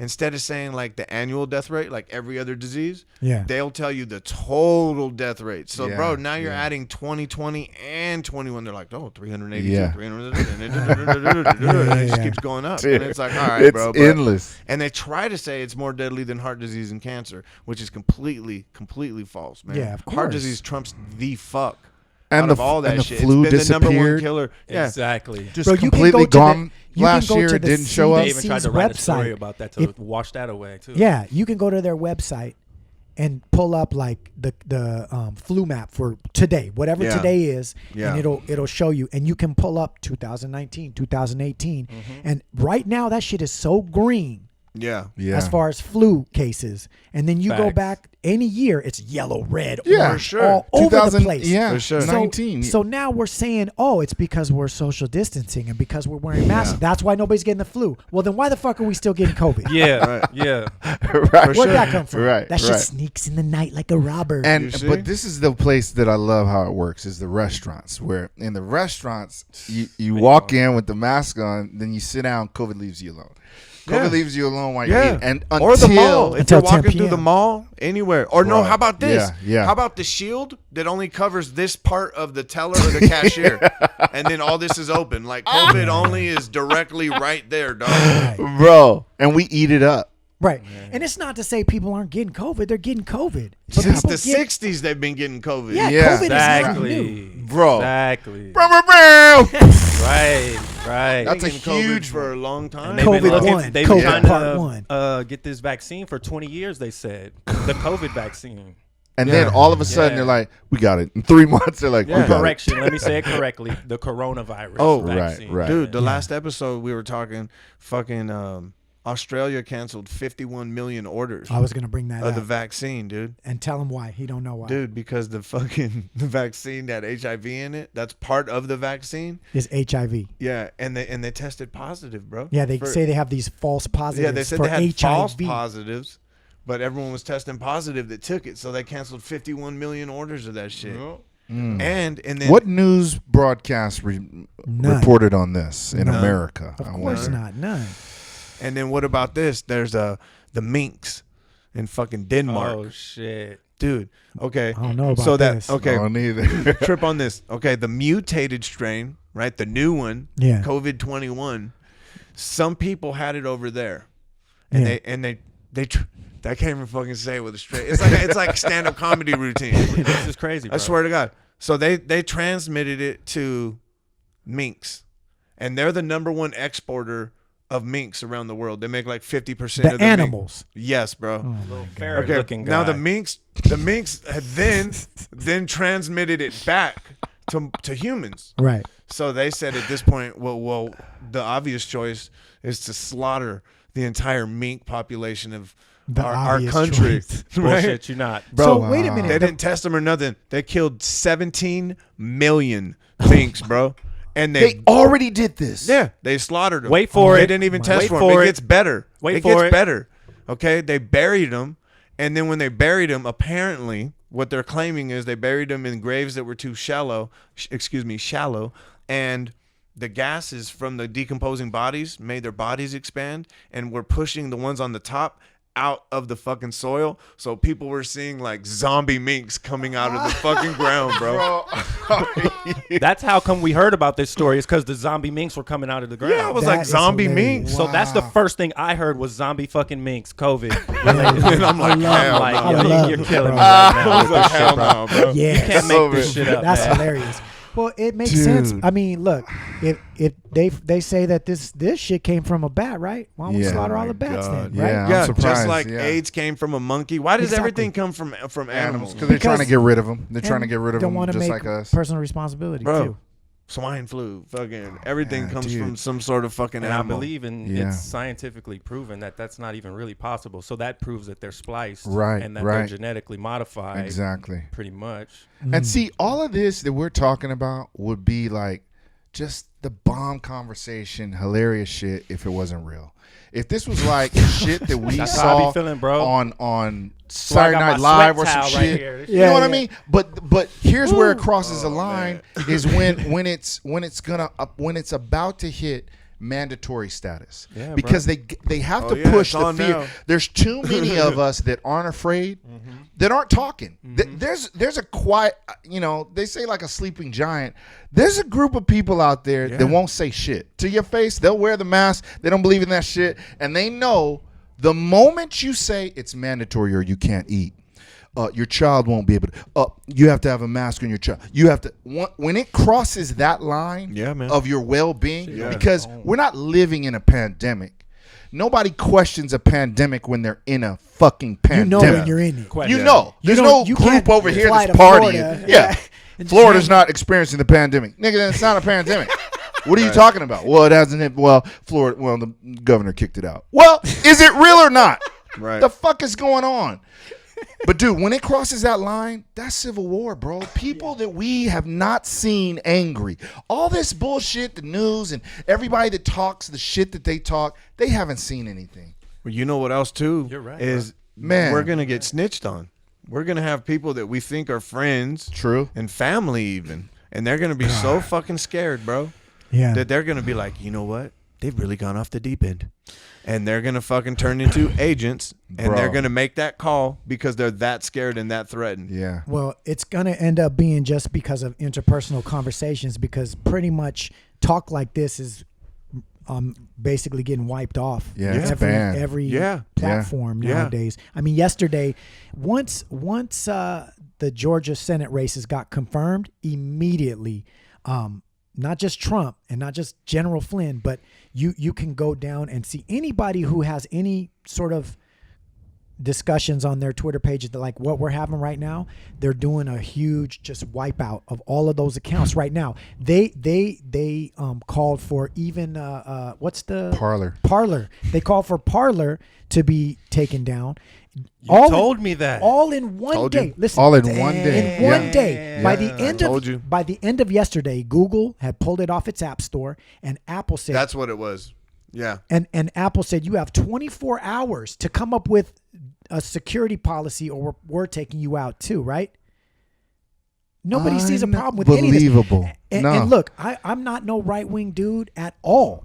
But you look at the people who are cheering this shit on, they're literally cheering on their own slavery. They're Yeah. literally cheering Yes. on. Right, They're literally right. cheering Yeah. on, yay, That's we're about because to be they China. hijacked the Yeah. liberal movement. Yeah. Liberalism itself is just another form of communism, and people don't see that. They don't Yeah. see what's coming. You No, know what I mean? no. And I'm not sitting here as like an American or Russian. I mean the Right, form right. of of what they're bringing. You know, the globalization of everything, Agenda 21. The world's melting, so let's go and make everything. Bro, you dropping these treasures, bro. Right? Agenda 21. That's ridiculous. Do your listeners know about that? Yeah, we've talked Oh, about okay. it. For sure. Yeah, But we yeah. can keep I going. know Let's they go. hit it because I was like, bro. Yeah. Man, Yeah, I mean, it's ridiculous. They've hijacked all these movements, Yeah. and then they put the celebrities behind it, yeah. and it's like, what the fuck is going on? And they've been doing it forever, bro. This is This long is play nothing shit. new, dog. Project Mockingbird. This all is of that. nothing new, bro. Yeah. Right. This is nothing. I new. just didn't care because I remember telling Cookbook, I was like, dude, this shit is making me have to look into politics. Like the last time I was studying hard like this is fucking Bible school. Like it was angering me that's where we're that I at, was though. having That's to what- keep that's up what on we- shit. yeah, bro. You know what I mean? Yeah. Like really to know what's sure. going on. because we And- can't trust the people we thought we could trust to Exactly. know to give us the Yes. correct Yes. information. Right. anymore. And that's Yeah. scary. Now here's the mean- difference. It's scary to us, but we're still like, fuck the other choice. It's scary to the world, and they are doing the whole thing with the. I know it's not real meat. I'm just gonna eat it. I know I'm in the matrix. I know it's not real. That's what they'd rather do, man. Of course. Than to sit into this. They can't. They don't have the. I don't know what it is that we even have. Are we fucking crazy? Well, no, I think what Emmett, what you were getting at is partially the reason why, which is they've been doing a sort of conditioning to all of us for us our whole lives, because this shit started way before us. So imagine you just keep, no matter what side you're on or what your parents taught you or whatever, there is an overarching message that comes to all of it. We have it. Right. Even Yeah. the shit we're talking about right now, there's plenty of shit I go through and I feel myself thinking about some shit and I'm like, everything I've learned, at least even the past year, like conflicts with that information, but yet that shit is still in me. Like, I wonder. You know what I'm saying? Yeah, yeah. So it's what he's saying. Of course, it's like what's it? Brother, your conditioning's been conditioned. You know, what's that? yeah. Most Def album. Yeah. You know that's what it is. Can't We're help so- it, brother. Yeah. You know what I'm talking about. Even my conditioning's been conditioned, but it's true. We're conditioned the fuck out, bro. Yeah, yeah. And so, of course, most people are like, what the fuck are you talking about? Of course, Donald Trump's a maniac and this and COVID. And they just go down a checklist, bro. Yeah. That every single media outlet is saying, dude, CNN, with all the shit going on yesterday, all the wiping clean of all these accounts and blocking and turning people's accounts off and them doing the shit with Parler, then CNN said, let's take it a step further. Let's ban Fox News off of the TV. Yep. They're calling for them to take them off. Why? Yeah. I mean, you have to ask Yeah. yourself why. They're dangerous. They're dangerous to America. What countries completely control the flow of information and tell you one thing that they want you to know? What countries do that? China, for one. Yeah. Look it. You know who Jack Ma is? Do you guys know who Jack Ma is? Mm-hmm. This motherfucker started the company Alibaba. It is an insanely successful company. He's a Chinese billionaire. They loved him until a few months ago when he decided to talk some shit about the Chinese Communist Party. And do you know where he is at right now? Where? We don't know. This motherfucker's been vanished for 3 months now. I didn't know that. A billionaire. I didn't know that. Oh, Let me tell you what China God, does. dude. Let me tell you what China does. As soon as you start talking that shit, well, he's too big for them to kill. I don't think he's dead. They take you to a little camp, like a little rehab center, and they recondition your ass. He'll pop back up eventually. He'll have some bullshit story, and then he'll be They'll back. MK Ultra. Or they'll just Blonde keep his haircut. Yeah. Listen, man, this is what I'm saying. Wow. He'll come back as K-pop. But think about this for a second. Think about the implications of what we're doing right now. Yeah. Nobody sees a problem with it. Though we're cheering on Donald Trump getting banned. We're cheering on, take all these motherfucking conservatives out of here, right? Yeah. Now, I may not agree with most of what a lot of those people talk about, but I damn sure agree with their right to say it. Right. It's a slippery slope. People don't even see the hypocrisy. I mean, you look at the liberal movement that you're speaking of, and listen, don't get it twisted. These right motherfuckers do the same thing. Yeah. If you go to the extreme of either side, they're doing the same thing. Yeah. It's called the horseshoe effect Exactly. because it goes like this. Same. 100%. Yeah. Yeah. You go all the way around, and it's the same people. You know what I mean? A white supremacist wants separation and all this classification. That's why he sits over there. Yeah, exactly. I noticed that. You know what I'm saying? Doyle. Yeah. I noticed saying? that. Yeah. He like, I want I you didn't to. want him here. He's like, I was already kind of bummed out. I was like, I did the skin check. Like, He's like, oh, I thought Cook was gonna be over here. Yeah, see, I was looking Really, here. though? Pretty dark down there, bro. I Yeah. don't know. yeah. But he's like, you Scooting over coming the in. You get to the I'm back like, of the this is pod. bro. Damn it, Just- man. You sit in the back of the pod, right? They're You right. outnumbered, My man. Puerto Cook- Rican ass Cook goes in the black middle. too, man. I know. Oh, it's all yeah, right. yeah. Speaking of Puerto Ricans, bro, Oh, do you know that shit. Puerto Ricans were the first ones ever to storm the U.S. Capitol, bro? The one in 18 whatever or before that? No, 18 whatever No, was the there British. was one yeah. recently, bro. And They the Puerto stormed- Ricans in 1954. Storm which capital? The same one? Congress, yeah, U.S. Capitol. Hell Yeah, and to Wow. protest they considered it an occupation. They didn't want to have anything to do with us. And they ran up in this motherfucker and fired a shot up into the ceiling, fool. love Just it. to scare Hell everyone yeah. because he said he didn't want to go in there to kill anyone, but he wanted to make a statement. See, because we with the shits, bro. You know what I'm saying? Yeah. Shit was crazy, bro. But I mean, that's an issue. People are talking about when Biden's coming in. One of the things he's going to try to do is make Puerto Rico a state, and also make DC a state, even like an official. Yeah, because I've he's heard trying that. to, just seem like packing the courts. He's trying to, who knows what's going to happen. That's just what people are talking about. But all that is like is a farce. It's political. Like they're all Yeah. on the Yeah, same team. it's just to and get one in. hand washes the other. So 100%. So what they're doing is like, and I know you know this. I'm just reiterating. No, like, yeah, right? no, it's is it. what ends up happening is like everyone's, oh man, Trump is fucked. Trump is fucked. I can't believe that they're doing this to him. And in fact, what they're like, this agenda is working hand in hand with this agenda, 100%. but no one sees it. It's part of I our do. conditioning. It's like, Yeah. hey, Yeah. the left is like, take guns away, right? And the right's like, build a wall. And it's like, wait a minute, take our guns away and build a wall. Two separate people saying really fucked up things. Right. Now, the Yeah. wall never got built, but what if we did have a wall? The last wall I remember was the Berlin Wall. yeah, It's Yeah. not a good wall. bad news. Yeah. You know what I mean? You're going to take all our guns and then build walls. It just sounds stupid, but and that's a drastic example. I'm just Right. saying, if you look at little things that Yeah. happen, But that's what I was saying earlier when I was like, who feeds you one thing?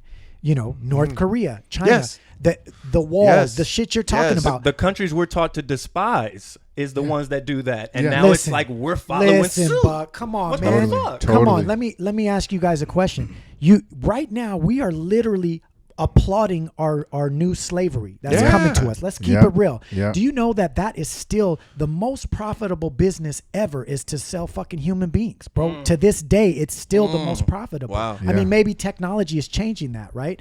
So it's just a different form of slavery, a Yeah. different form of control, and who profits from it? You have to keep asking yourself Yeah. that question because one Yep. thing, and even Yep. Rose says this all the time: follow the money. Where's Exactly. the money going? It's all Exactly. about money and power, right? Like, Yeah. all this shit about racism and all this. Yes, there is racism. There's Yeah, but bad that's- racism. that's- But who's fueling the hate? Who's on it. throwing Yeah. logs on the fire? Like, Yeah. why Yeah. should I hate Emmett or why should I hate you? Or why should you it's hate all me? it's all a fucking game, bro. Exactly. And if you look at, like, you got George Soros, he invests in the Black Lives Matter movement, right? Dude, Heavily. speak on it. Okay, Speak on then he owns fucking a lot of Coca-Cola. So you see Sprite commercials have a lot of BLM shit. So it seems like, oh, all these separate businesses Right. are Yeah. fucking trending the Exactly. same thing, right? Yeah. Well, he also owns a lot of Nike. Yeah. Well, Nike's with Insert Kaepernick. Colin Kaepernick. Right. You know what I Yeah. mean? Insert LeBron James. Yeah, so all this Absolutely. and fought it's for all the He different- also invests in broadcasting Yes. networks that are the loudest. Yes, Of and New course. York Times, he Yeah. gives them tons of money. They said he gives them something like $20 million a year. Just Dude, that's nothing for him, bro. He farts $20 million. You Man, guys, and you bro. know the history of George Soros, right? I don't. When he Please was a kid, enlighten me. when he was a kid, so he's Jewish.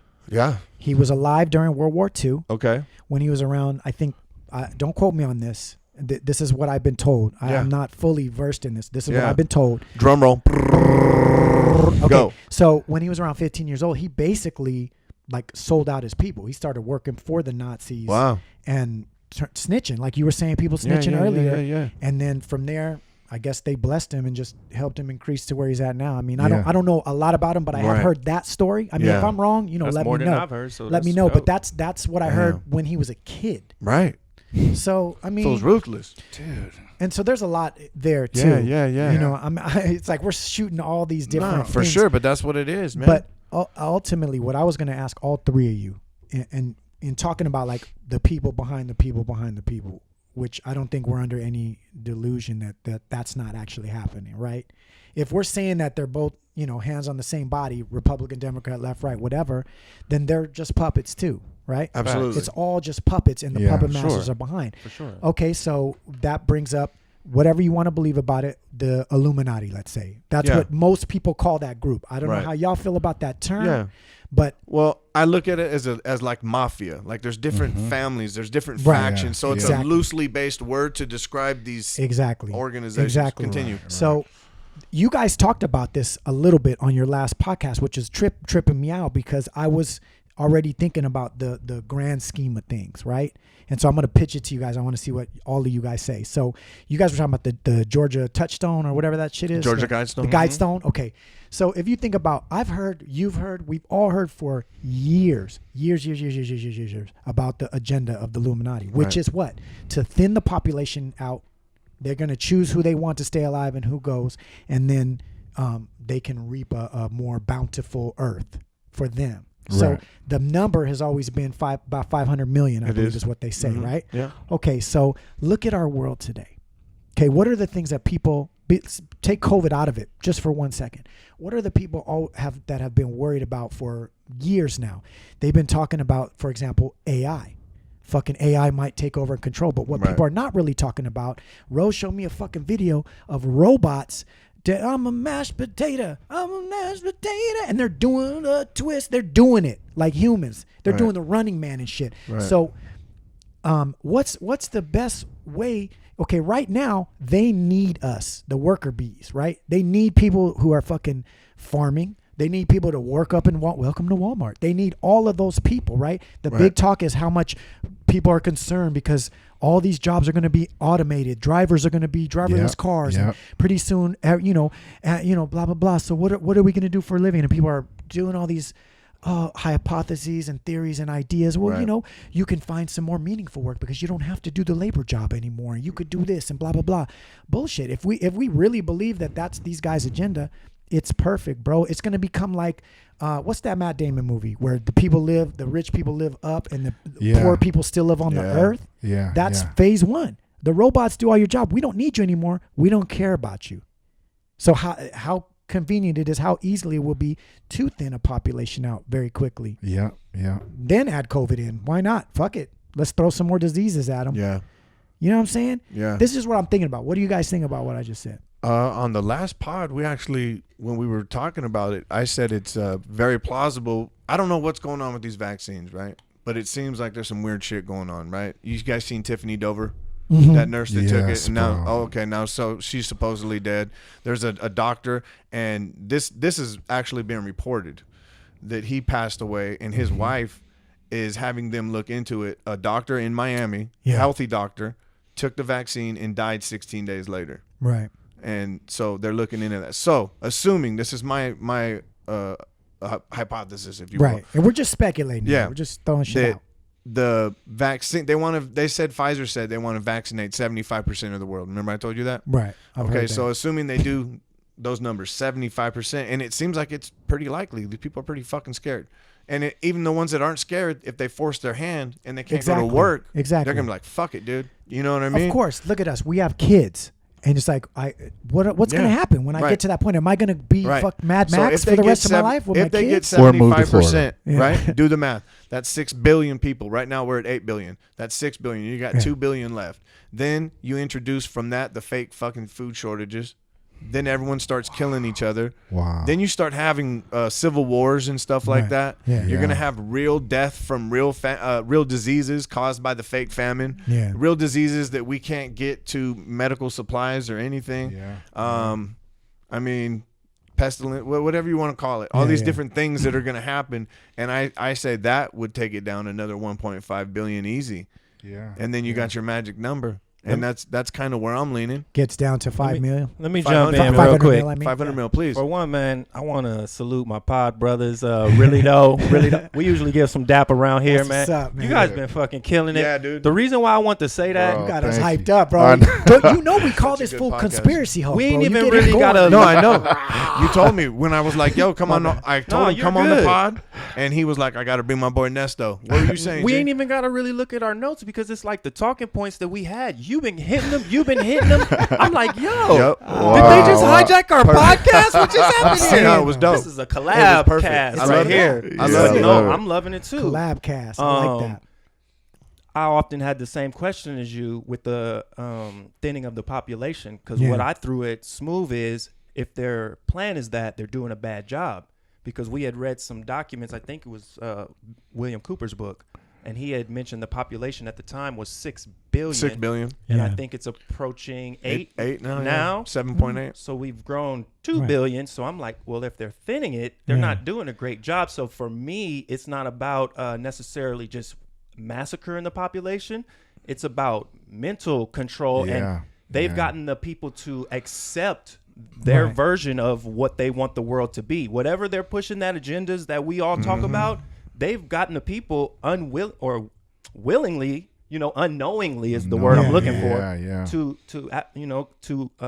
coalesce to whatever is going on. So Right. for me, it's about like mental control, but then it's getting deeper now because they've gone from just wanting to control our minds to now they want in our bodies. When you guys talk about the vaccine, to me, that's breaking sacred shit. You know what I mean? Yeah, Like they're yeah. injecting something foreign Yep. into your body, and then you go into we don't know what this is with the mRNA, the affecting your DNA, Yeah, and yeah. any nanotechnology that we may Big not be time. privy to. Big That time. nano shit is Yeah. wild. I told bro. Smooth, I Yeah. think they're turning us into their walking, talking.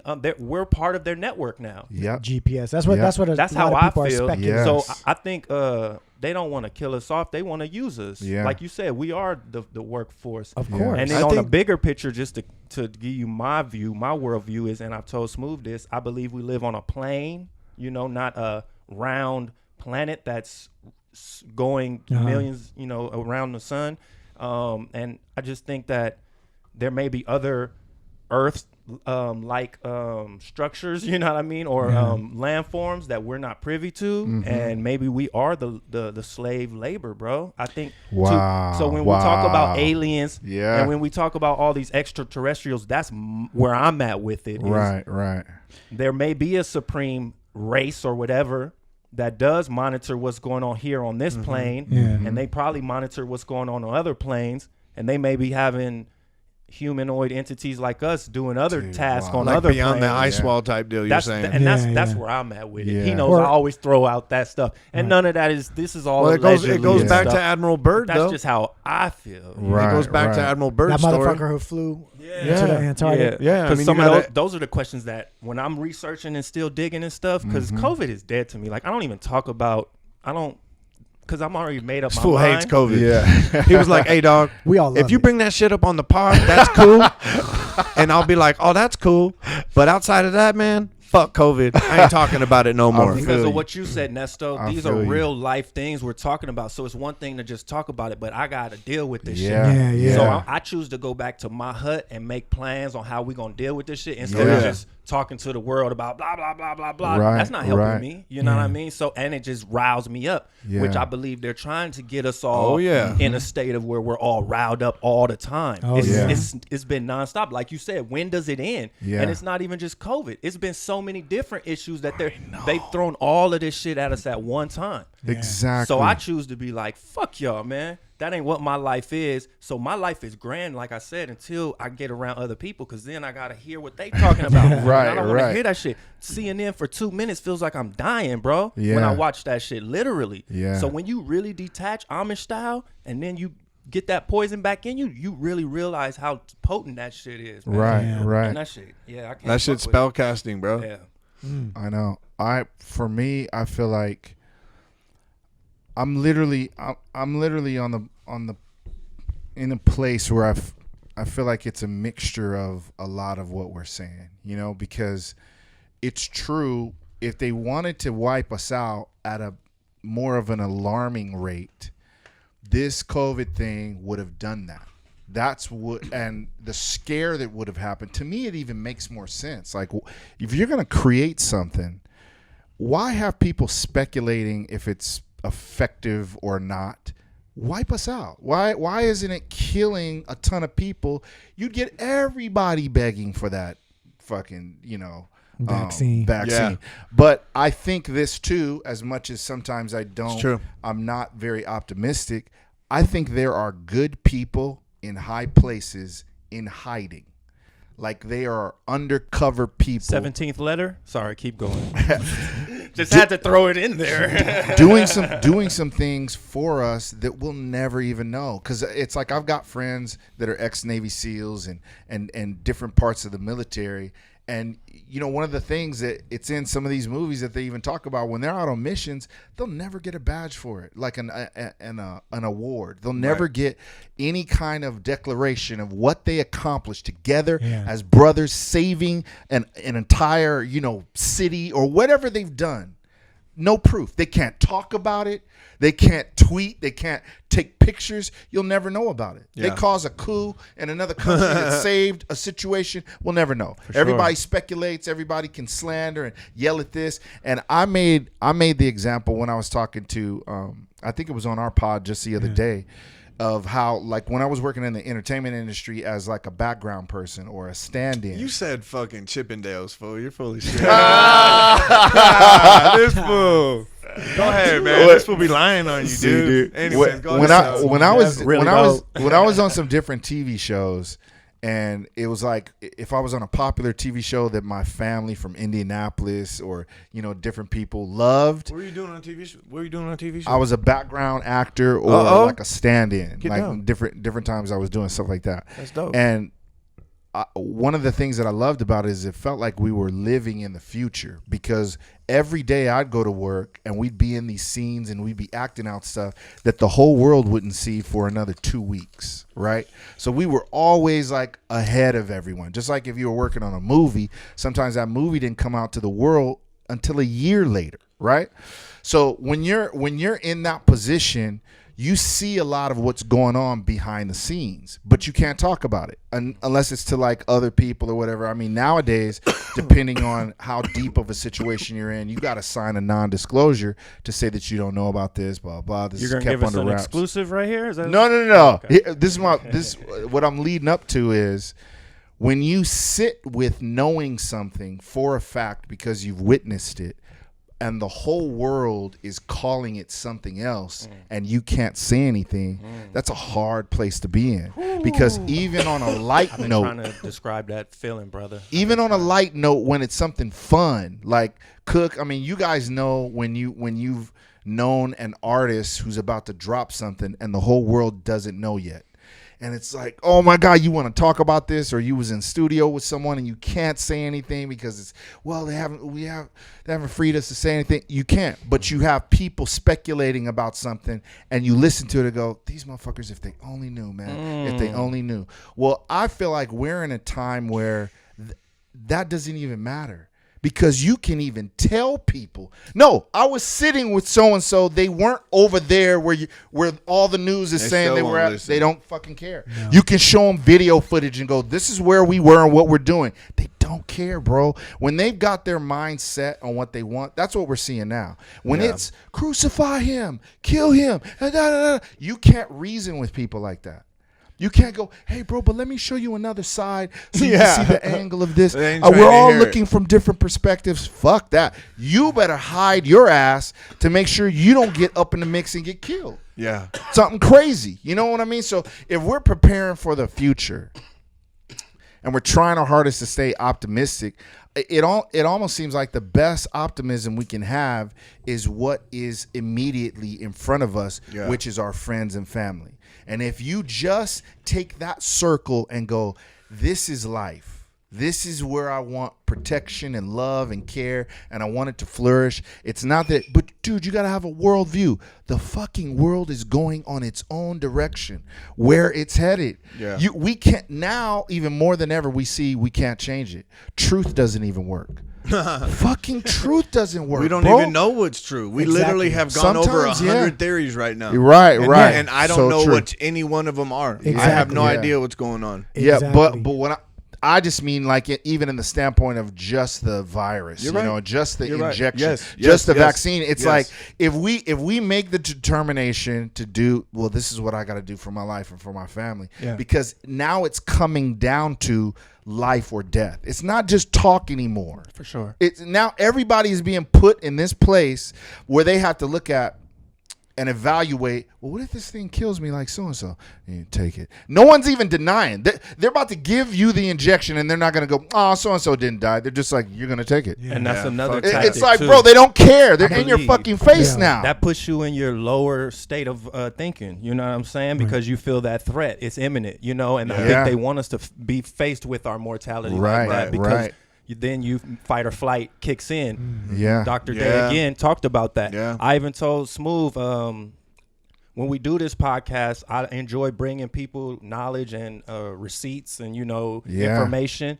But there has to be a limit because I got to have my mental health intact at Right. the same damn time. Yeah, you gotta So live. true, bro. I never So really true. thought Yeah. about that when I look at people that pod all the time.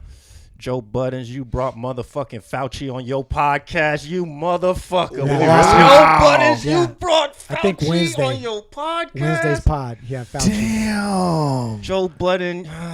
Wow. What was Fauci saying? Same shit. Same shit. I didn't watch it. I haven't To seen go it with yet, the yeah. point that I'm making, Yeah. I gotta protect mines, man. Yeah. I even told my wife, she tried to get me into that story about the woman that accused the boy of stealing the cell phone. Oh, And yeah. I was just like, babe, thanks for giving me the info, but I don't even click on shit no more when the headline says black and white. Like, Yeah. that's, Wow. that's a trigger right there. Yeah. And I figured it out now. Yeah. You know what I mean? They just want me to be mad Yeah. or upset or Yeah. angry all Yeah. the goddamn time. Like, I'm sure it was wrong, whatever happened, but I don't need to know all the details of every Exactly. little Right. Who gives a fuck? dispute. Like, Yeah. why is she getting interviewed by Gayle King? I know. Why is it national She news? said, Gail, stop.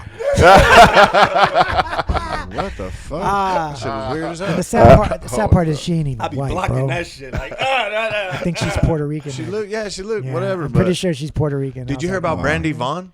Nah, Did who you know that? about Brandy Vaughn? Brandy, no. remember that lady I was telling you about? Yeah, Okay, bro, this is fucked up. She used to work for got the a website. pharmaceutical company, LearnTheRisk.org. LearnTheRisk.org. Oh, yeah. Yeah. You heard about her?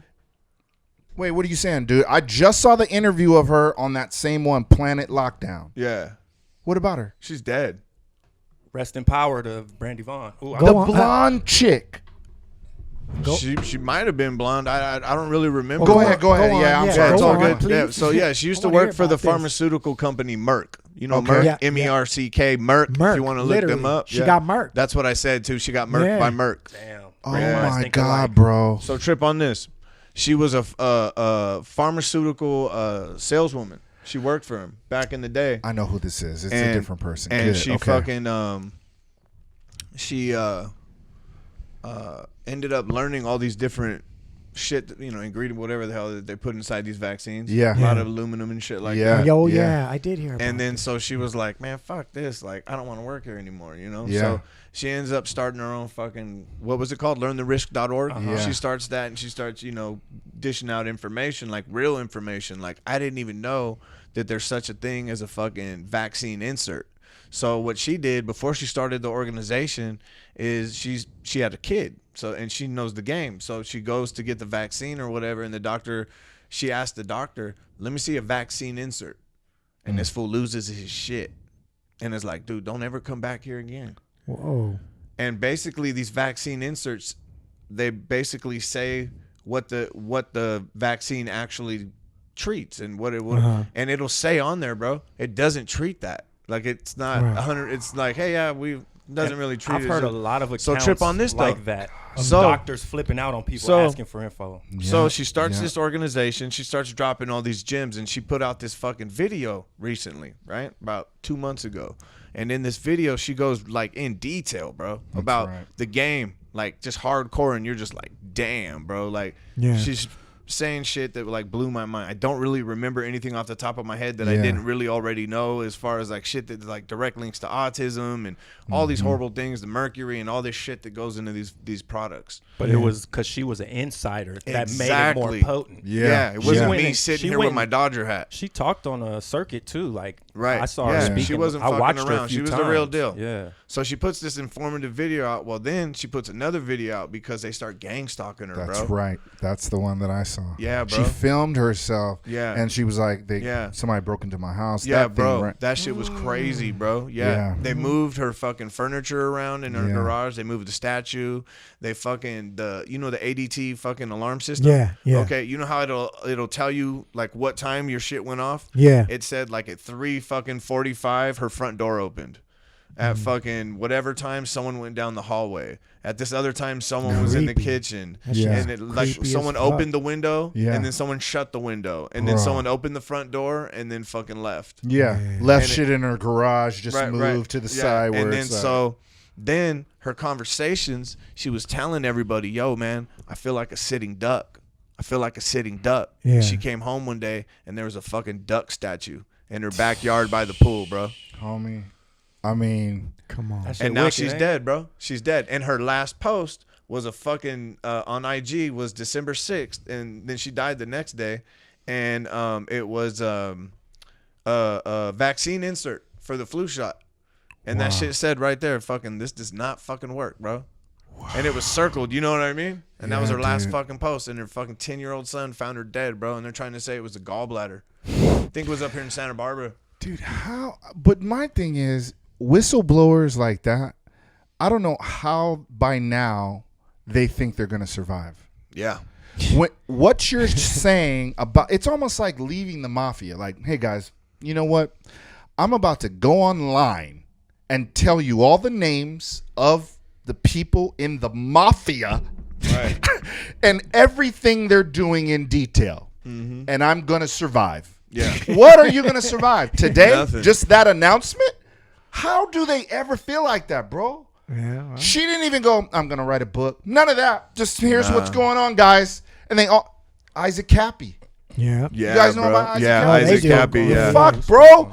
You're naming, dude, he named some names Yeah, that, all of them. And that we're- I love, these guys. Bro, and we're like, yo. And I'm like, are you fucking? He goes, guess what? And he just drops. I'm like, dude, you really feel like you're going to survive this? Right. But he didn't care. One of his last videos that I saw, so dope, and it was an interview, and he was like, I don't care. They go, the guy was like, aren't you afraid they're going to come after you and kill you? He goes, so what?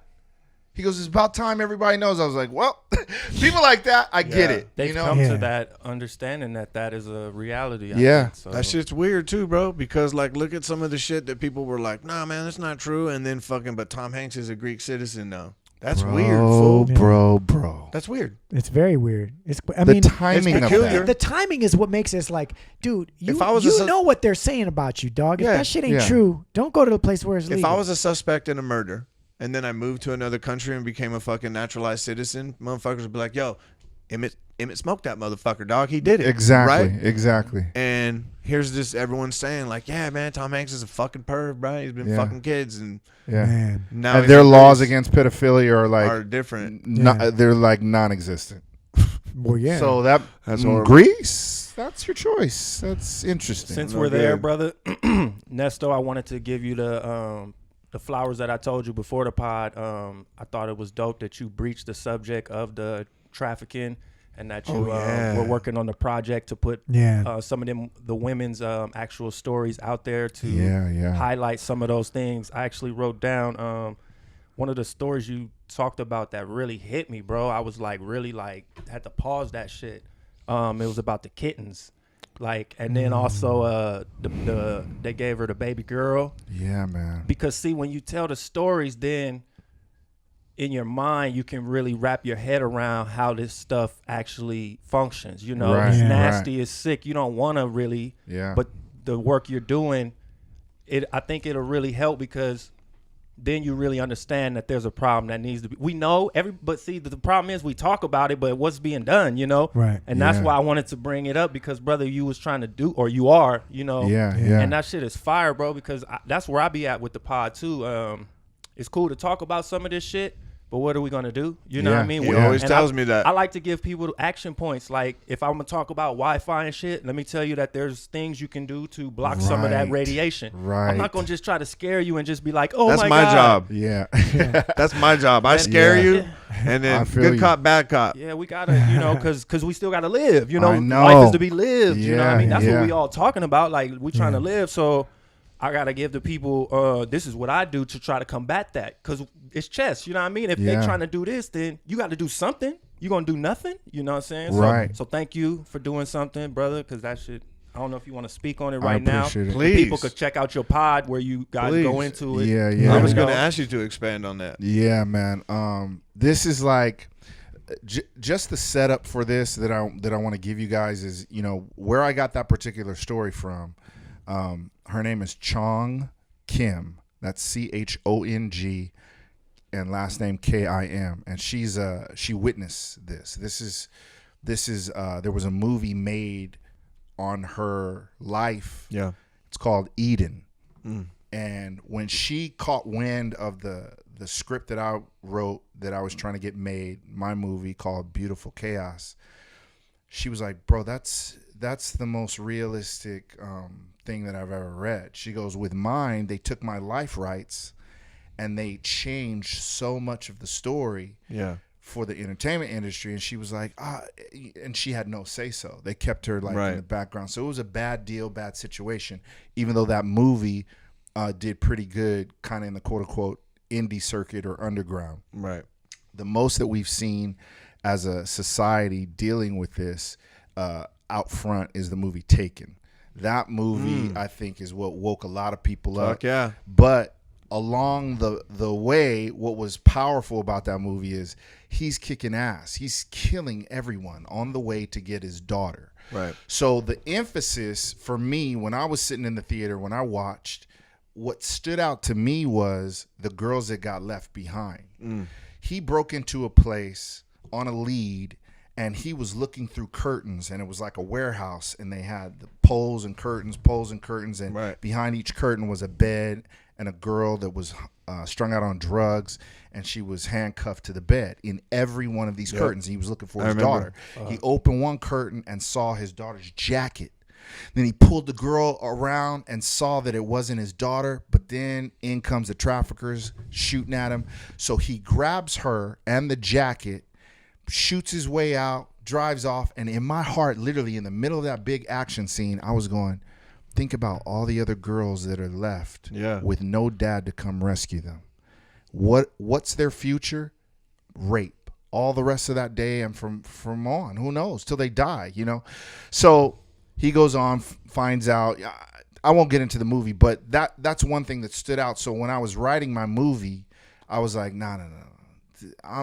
These girls need to not only break free from this bullshit, they need to come back and gun down and kill all these traffickers. The Django style. Yeah. Long before it came out. And this was like 8 years ago. So the process that I went through in writing it was the heart of an activist. Like I'm one of those out there like, no, we're going to tell the story. And I met with a lot of different survivors and got pieces of their story. Is it okay that I tell them? They were like, yeah. So I mixed in a lot of different things and a bunch of research over, the course of a few years or whatever, put it into the script. When Chong read it, she said what she said. Then she told me her story. She started talking about her story and what really went down. And one of the things that was prominent was the situation where they kept these girls in what they call a brothel, but it was just a home, just a big home. And that's where they trafficked a bunch of girls. They kept them all in there. Some, they would work at massage parlors, and, a lot of guys know, but then there's a lot of guys that don't know. They're forced to do this. Like those girls aren't there just sending money back to their family, and this is a choice that they made. Right. Like some girls, they start stripping, and then on the side, it's like, hey, you want to do this extra thing? And then they escort, they do a little. This is not by your will. Chong was kidnapped, how this even happened to her. That's a long, crazy story. But saying her name, hopefully people will look her up, and then we'll see the background information on what happened. Chong Kim, right? Yeah, Chong Kim. CHONGKIM. Look her up, guys. And so this particular situation that you named that stood out, she told me of a time where, you know, they had to go out, the girls, they had to go and, you know, prostitute on the street, and they had to have a certain amount of money every night, right, brought in to the pimps or the traffickers in the house. And so this one of her girlfriends came back short, like really, really short, and they knew that, you know, these guys will rough you up or kill you. So she had a stash, and she pulled from her stash and covered the girl. Right? Chong did. And then when the guy found out, somehow he found out, this ain't your money. You didn't make this tonight. Whoa. This and that. He made her a sacrifice. Now, here's what I want to say leading up to this. In the movie, all the trafficked girls were given little kittens. And the way that they offset the emotions of what these girls had to do on their, you know, 9 to 5, which was even longer, but their work out there with men, which was basically just getting raped, they'd offset it by when they come home, they've got a little cuddly, you know, kitten to play with and nurture. It builds that motherhood in them. And these are all teenagers. All of these girls, they call it aging out. Usually when you hit 18, 19, they kill you or just drop you off, leave you on the streets, drugged up. So it's always usually 10, 11, 12, 13, 14, 15, sometimes 16, 17. This is all stuff that we don't, you know, we didn't grow up on movies about this. All of us have seen crime stories and, you know, cop stories growing up, and we've seen a lot of murder, a lot of death in different episodes of different shows, but they never were dealing with this type of shit. It's maybe one of the hardest things too. It is. Of course, it is, bro. It's hard to talk about. So it's even harder if you can imagine going through it. So one of the things that I would say to people that, you know, have a hard time even digesting this as reality, that this happens, I personally feel like, good. I'm glad. That shows you're healthy. This is not something that healthy people should have in their mind as a possibility. You should never, that's not ever coming in the mind of a healthy person when they see a little kid running around. We think, oh my God, how funny. We remember ourselves. We think about our own kids, whatever, right? You're not thinking like what we're talking about, what we said off mic. It's such a level of darkness that it feels like it's otherworldly, bro. That like it makes me believe, oh, these niggas is possessed. Anybody doing that, that's not a level of sexuality that's just kind of over here. Oh, it's a little skewed. They just need no. This is where I believe in demons. You know, it takes it to a whole nother level that we can't. So again, when she was sharing this with me, she goes, okay, you remember that scene in the movie and we had all the kittens, and then when somebody came back, didn't have the money, and they killed the kitten and everybody cried, and it was like a horrible thing. Right. She goes, yeah. She goes, well, here's what happened. In reality, she tells me this story. Dude, and thank God we were on the phone talking and not face to face. But she said that when that guy found out that they were lying and, you know, she was covering for her, he got everybody into a room, and here's the thing. Instead of kittens, what these girls were given was children, little babies. Fool. Babies. Which, again, even if you consider this as a reality, and it is, but even if your brain gets to that point that goes, okay, I'm following you, I'm with you, a part of your brain goes, where are you getting babies? So then you have to think about how many hospitals, how many nurses, how many people are paid off to do some shit like this. It's you can't listen. You talk about drugs, fuck drug dealers. Like, I mean, leave those niggas alone. Cocaine, you selling cocaine? Great. Who cares? This is the issue. What about these fucking human beings? They're passing baby. What the, bro? That doesn't even sound. We all can say this. We've heard of stories of women leaving their child in a like trash bin, fire department, that type of shit, right? And in our brains, as crazy as that is, we go, damn. All we can say to that is, damn, man, that's crazy. They left a baby there because we know, well, the baby was safe. Somebody took him in, baby grew up maybe or whatever, right? In your mind, that's how you justify not wilding out on that story. But when you hear, no, there are places harvesting kids for crazy shit. Chong talked about, and I'm going to finish this story, but she's talked about how they would get girls in just to rape them to get them pregnant so that they could sell the babies. Damn it, man. So Did a girl is they growing kill up babies? having and other shit. Like I'm trying not to go down that whole crazy dark path. But they did kill babies. Yeah. They did. And in this story right now, the one girl who didn't really have the cash and Chong had to cover for her, the guy took her baby and beat the baby to death in front of everybody. Damn, fool. Beat the baby to death with a bat in front of everybody, then raped her and killed her. Damn. Now that was the lesson to say, you better make this money, bring it in, and nobody cover for nobody else. Yeah, you got to be a fucking complete fucking animal to do that, bro. How do you do that? That's a dude that's born from a woman? Nigga, how does that? Where's the point? Where's the switch?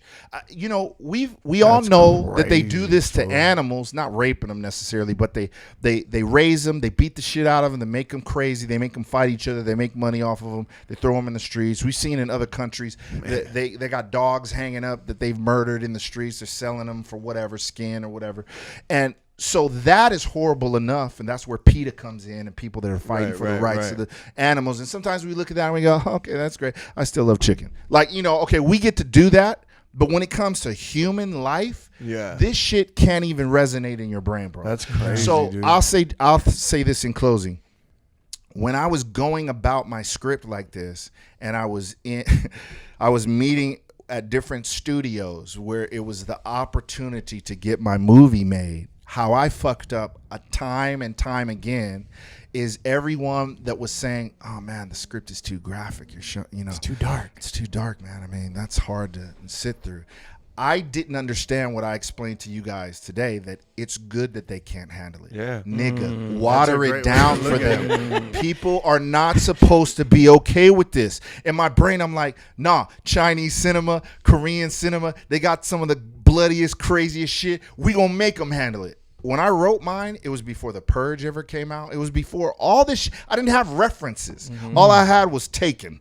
In our proposal book, it was like, similar to Taken and Man on Fire is what I put in there. But it's like, they got no reference point. Right. All this other horrible shit that America was able to start taking when they saw these movies came, but it still wasn't dealing with this topic. So I fucked up meeting after meeting and time after time that could have got me funding to do this and then make the movie and have the mic in front of me being interviewed and then tell the dark, deeper stories. Once you have Versus the platform. no, I'm trying to kill your eyeballs and I'm on activist mode trying to go, no, this is to keep true to these girls' stories. I can't water that shit down. They go, man, I mean, can you put it in the shadows? And I was so on one, dude. So it took me years to finally get it to a place. I call it watered down, but it's not really that. It's basically how you communicate with your boys versus how you communicate with your children. Yeah. Right. At the level that they're at. Make it Explain it. palatable. Make it palatable, bro. It's a great way to put it. We can't take young kids and go, now, this it's crazy niggas out there that just want to fuck you. What? No, bro. You got to teach them, hey, there's self-defense. Here's how you communicate with Because I kind of zoned out for a second, and all I heard was like, yo, man, there's people out there that want to fuck you. Somebody could grab that right there. I was like, Oh, yeah, the sound bite. Yeah. You just blew his mind, bro. He was like, whoop, I'm back. Bro. So that's all I wanted to say in Thank you, closing brother. is just Yo, learning how to that was communicate crazy. this. And now I'm at that point and I'm just believing for things to work out. There's a possible deal that's on the table right now. And I'm just hoping that it comes through because I know when I was somebody was asking me, do you think they're going to water down your script though? Because I'm going to be able to direct it. We're going to have the funding for it. That's what we're pushing for. And I said, yeah, they may water it down, but I don't care. I'm still directing it. I'm going to shoot the scenes I want. I'm going to get it done, and we'll be able to tell the story and make it digestible enough that maybe it starts a pattern of people being able to talk about this and handle it better. You know what I mean? Because the information that I have, dude, on different people, because she dealt with celebrities. Right. damn it, man. She broke away, so she's under a different name, and there's some different stuff, to keep her protected because there's some people still looking for her. And she knows other girls that could name names, politicians. They've seen so much. Stars that you wouldn't believe. Like, that's why those fucking madams always end up dead and shit. Yeah, bro. Yeah. And they're like, I'm not suicidal. Yeah. I'm not suicidal. Yeah. So I'm making sure that, you know, in our movie, we're not naming names. You know, that's not what's going on. If anything, what we're doing is empowering, which is dangerous, empowering girls to help them, you know, almost like Born Identity style, whatever's in the room, grab it, learn how to do this. Bringing attention to the subject, like you said, bro. Yeah, no one's big touching time. that. Not with a fucking 10-foot pole. Nah. It's too embedded in. When you all said the different... Taken, I've been literally thinking for the last 7 minutes, like what other fucking movie, and I can't really think of any off the top of my head that's popular. Human trafficking, yeah. Where else is that? Prostitution, maybe. I mean, there's different and it's things not that even like you're doing it off some bullshit. Like, oh, I know how to make a quick buck. Like you're already like dedicated to the movement. Yeah. And then you're like, look, this is how I'm gonna shed light on it. Yeah. That's sick, bro. Yeah, that's why I want to thank you, bro. Especially Hey, because good job bringing that up because too. work like that, I know, and that was good. it's not like Me too. it's kind of thankless, you know. Yeah, I mean, maybe the girls or some of the people that you work with intimately, but like it's not like some like that's just fun to do, like a comedy or something, you know. You're really working, you know. And thank you, brother, because shit, I know it ain't easy, man. Especially going through the versions that you had previously and now having to change your mind frame to reimagine it. So peace to you on that journey, and power to you, and thank you. If there's ever anything we can do to help on anything you guys are working on, you already know, man. Oh, we're coming on that fucking pod. Indeed. We're on this one already. I know. Yeah. The swap cast. That's right. You know what I'm saying? The old Dude. swap cast. But yo, that was a really good idea. Thank you, dude, by the way. Doubt, bro. That was smart. This dude is my homie, so I see when this topic weighs heavy on him too, and we'll talk about it like off. We're not doing it on the pod, like depressed again. Like that's not hot podcast material per se, but like like when he talks about it was way before all the fucking, you know, Pizzagate and all the bullshit that we see now. He's been on this shit for damn near a decade now. He has a passion. This is something that means something to him. So I see it way heavy on his ass a lot. Like, you know what I'm saying? So it's good, like, for me to see like him talking like this. I already know this because he's told me, but you know, for him to be able to let go of it a lot, you know, it helps. It's like what you were saying earlier. Yeah. We gotta live. We're up here talking about some crazy ass shit. You know what I'm saying? Like fucking Mad Max Thunderdome. We talked about everything, bro. Pretty much, right? We did. And it's all scary. Right. But this is also something that we said on our pod. This week we had the other dudes from Felipe's Garage on our pod, and everybody was looking at 2020 like, you know what, fuck 2020, because we know how to hustle. Fuck this. We've been in these streets. We've done all kinds of shit. And we, as minorities, have had to survive a lot of shit too, just by the basis of being that. So fuck this 2020 hard shit. We're going to figure it out. Guess what? Whatever this planet throws at us, there's a way to figure it out. Whatever that is for you personally or whatever, you can always maneuver. You can always be successful to whatever that means to you in any climate. You can. People do it. People do get successful in the worst of conditions, right? Yeah. And whatever success means, whether that's just a happy, healthy family like we talked about, or your own mind state, just to be able to have some joy in your life, right? So I think we're constantly talking about it. You guys are constantly talking about. A lot of people are talking about this dark shit that's going on, from that to our governments and the shit we're seeing go down. You know what I mean? Yeah. It's happening, and whether we all become fucking freedom fighters, you know, like Wolverines, you know, like out there trying to, you know, actually go to war with some of this shit or not remains to be seen. It might not ever happen, but in our own little way, in our own little world, the joy and the light that we could bring to this earth is that little war in a way too. You know what I'm saying? Like if we can cut through the darkness and say, but you know what I mean? Yeah. My kids are happy and I have so much joy spending time with my family, or whatever it is for people personally, right? Because you're right. We keep, like James said, he said, man, I can't fuck with this all the time. And there comes points where I'm like, I don't need to hear this shit no more, because I got a wife, I got kids, I got people who love me and that I love, and I'm going to miss living. Yeah, you got to experience life, bro. Yeah. That's why when you talk about, like, none of us here are conspiracy theorists. That's bullshit. But when you talk about independent researcher, I like Yes. that. I was so happy y'all Yes, broke down that's that what I said. conspiracy Yes. theorist was a CIA I'm an term. independent Yeah. researcher. Yeah. Yes. I am not a I conspiracy like theorist. that. There you go. Exactly. But when you tell somebody, oh man, Margaret's son, he's a conspiracy theorist. What pops in your head? Some 50 or 48-year-old dude still lives at home in his mom's basement. Tattooed. Only- Wait a minute. This is getting scary. It's getting way this is getting scary. You know what I mean? They're just on the internet all day, just with no life. It's getting scary Right. again, Right. bro. You look at it. You look at them like they're conspiracy theorist equals loser. Right. This dude right. is totally talking shit about me, like in a side call way. it a You heard the whole complicus. thing. He's just like If it applies on Pornhub all day. yeah, How do you know this, bro? yeah. If it's touching home to you, it's called a complicus. bro. Damn. half compliment, Right. half diss. Exactly. Hold on, No, a but complicus. think about it. I know. This nigga made that up. Yeah. But think about what I'm saying though. When people say can't. conspiracy theorists, what's the image? Absolutely, it's brother. that image, Right, right? right. Fuck that. You know, that's what you can already know. You're not a conspiracy theorist. You know why? Because I go outside, motherfucker. I walk Yeah. outside and I go to Yeah. the beach sometimes and I hang out and I Right. eat a meal with my family. Like, fuck all that, yo. All we are, us, really though, and I believe you guys as well, searching for what's really real. Yeah. It doesn't mean we're just Yeah. gonna be our whole lives consumed with this I shit love the either. way you put it when we were talking, when we got into the religion, and you're like, bro, it's arrogant to assume that you know the answer. Yeah. Because that's what we always Yeah. say. Like, Right. how Yeah, no one yeah. knows. It's I know. unfathomable. I don't And that's know what scary it to is. say. People don't like saying I don't Right, know, dude. right. Yeah. They want to win the conversation on a high note, Or and just they feel have to good. be backing somebody Yeah. Secure. or something. That's what it is Yeah. for them. That's It's a good one. security. Security, Yeah, good. it Yeah. is.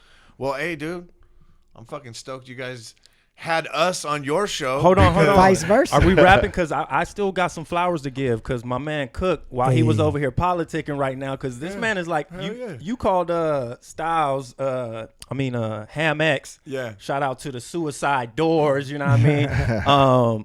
You called him a politician when he was on. Oh, but yeah. when I was watching this man speak Right. on a lot of these heavy issues Yeah. on your guys' pod, I was like, man, this man could be a Both of them. politician. And I know you don't. Yeah. I know you Yeah. don't want to and, be. and the minister Yeah. and you came out. I Yeah. almost slid you Yeah. $5. Hell yeah. I you was like, started.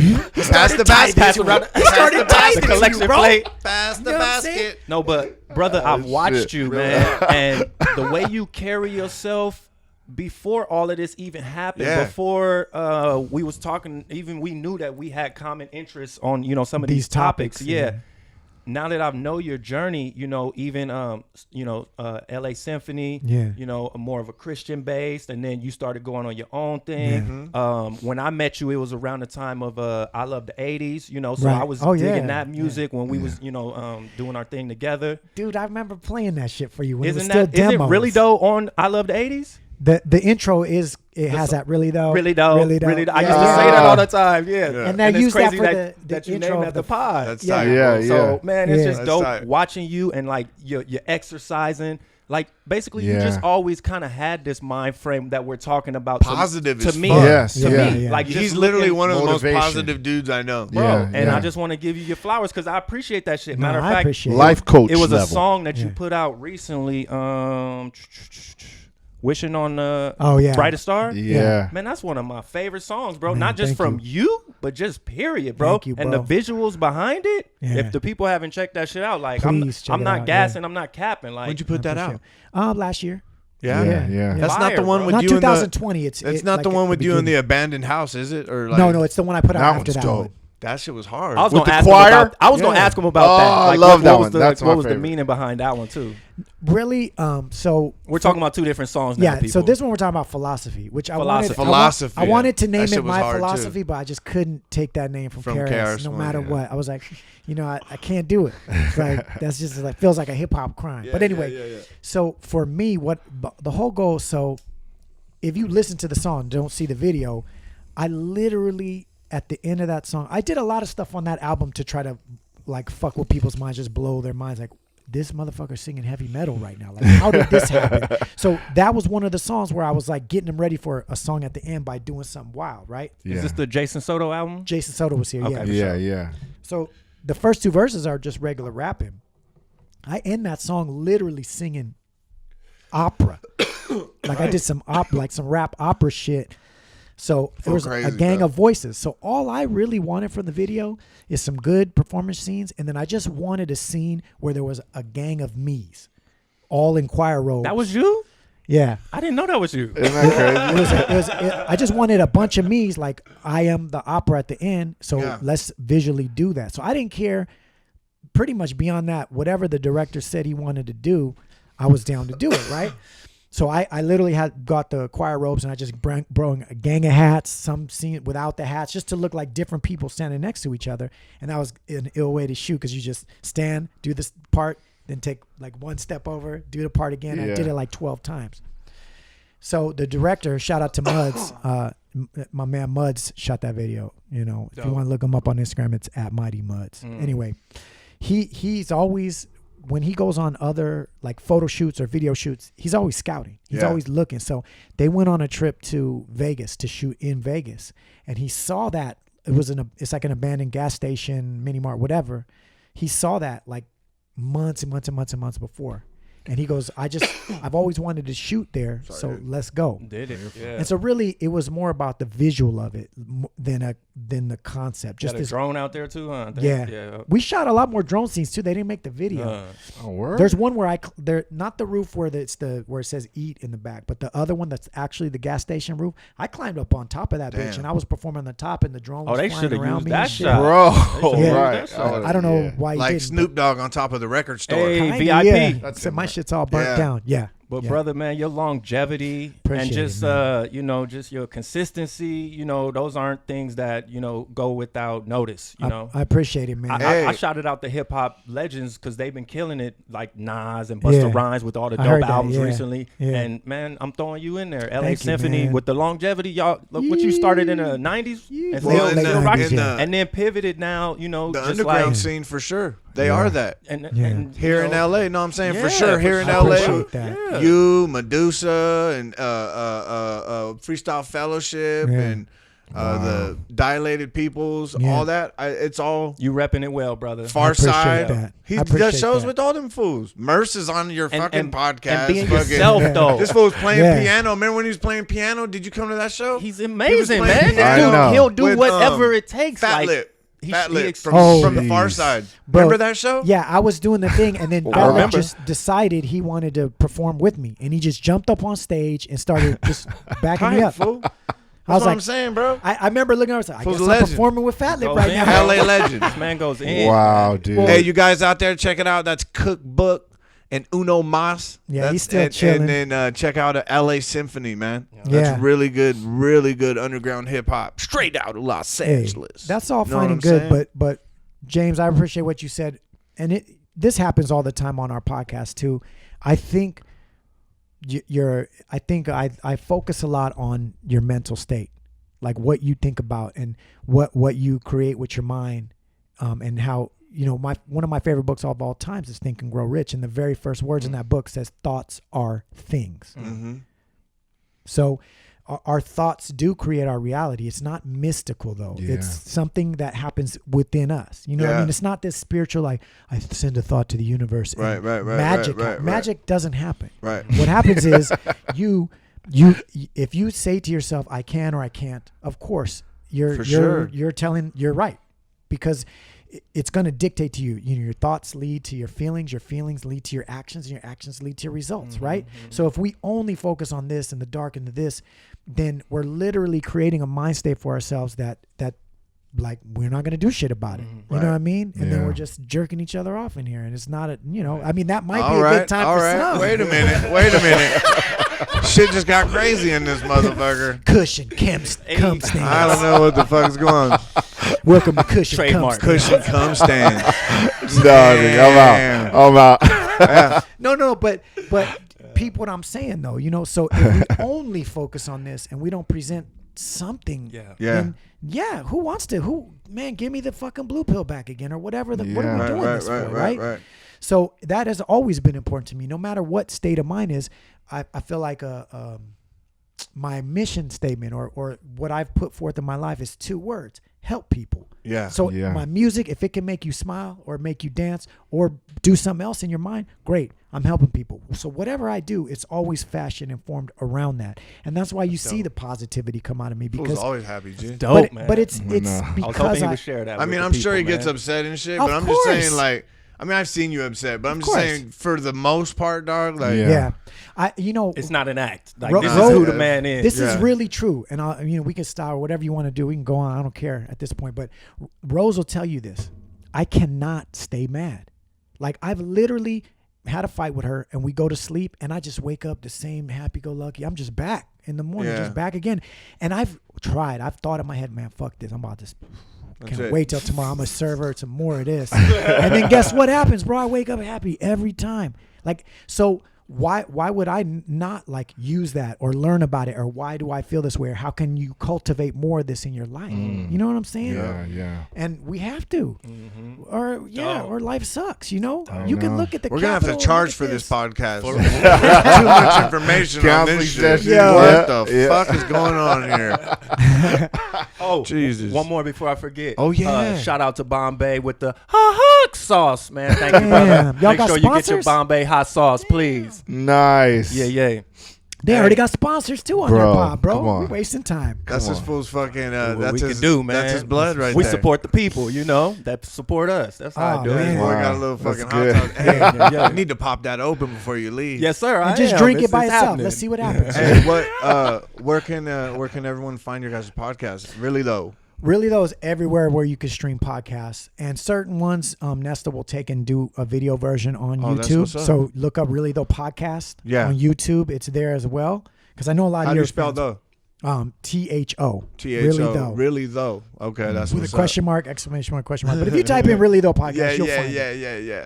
And so, and everywhere where podcasts are available, we're out there for now. Depends on how what's deep up, we man. go. I'm You gonna know grab what some I'm of saying? y'all Oh, yeah. merch too, for sure. Hey, and thank Oh, you no so doubt. much for helping us get our podcast started. Hell yeah. Definitely. He told us everything to get as far as the. Wow. He told us the recorder. We couldn't fit, man. We were trying to run it through fucking like some Computer. They had a through laptop. They was through like doing- a waves. And he's like, dude, I told you get that recorder. And I go, what is it? Like I didn't even take time to look it up when he told me because I was like, nah, I'm just gonna run it through the computer. 'Cause I know everything. We already got it set I up. know Yeah, everything. yeah. So then I looked it up and I was like, man, that motherfucker's sick. And then when we used Oh, it the yeah. first So time, easy, right? super easy. It's so easy. I was blown away. Yeah. Yeah. We So ready to pod everywhere now. I Bro, know. exactly. Yeah. We took it on the road. We went up to do High Road Day Yeah, with that shit's Felipe's hard, garage, bro. and we were just walking around with that wires all twisted So up, just dope. interviewing a gang Yeah. of fools, just holding that little That shit's recorder, hard. bro. You know Yeah. what I'm saying? That shit was crazy, but it was dope, man. It that was. shit's hard. Well, check out that podcast. Really though. Please do check it out, and our So brother glad you pod, guys came. Felipe's Hell garage yeah. too. Yeah, He's Yeah. doing Yeah, yeah. both of them. We do both Shout of out them. to Oh, Pops, that's man. Shout out Yeah. to That's Felipe. tight. Yeah, Felipe's man. garage. Yeah. Wow. How'd you come up with that name? I want you to say real quick, Mer- man. Merce did. So the first 41 episodes is Yeah. me and Merce. Yeah. And then we brought on the other guys when Merce left. Yeah. So the history of that goes back to what y'all were talking about with Right. LA Symphony and everything like that. I grew up with Merce. So me and Merce were kids when we started rapping.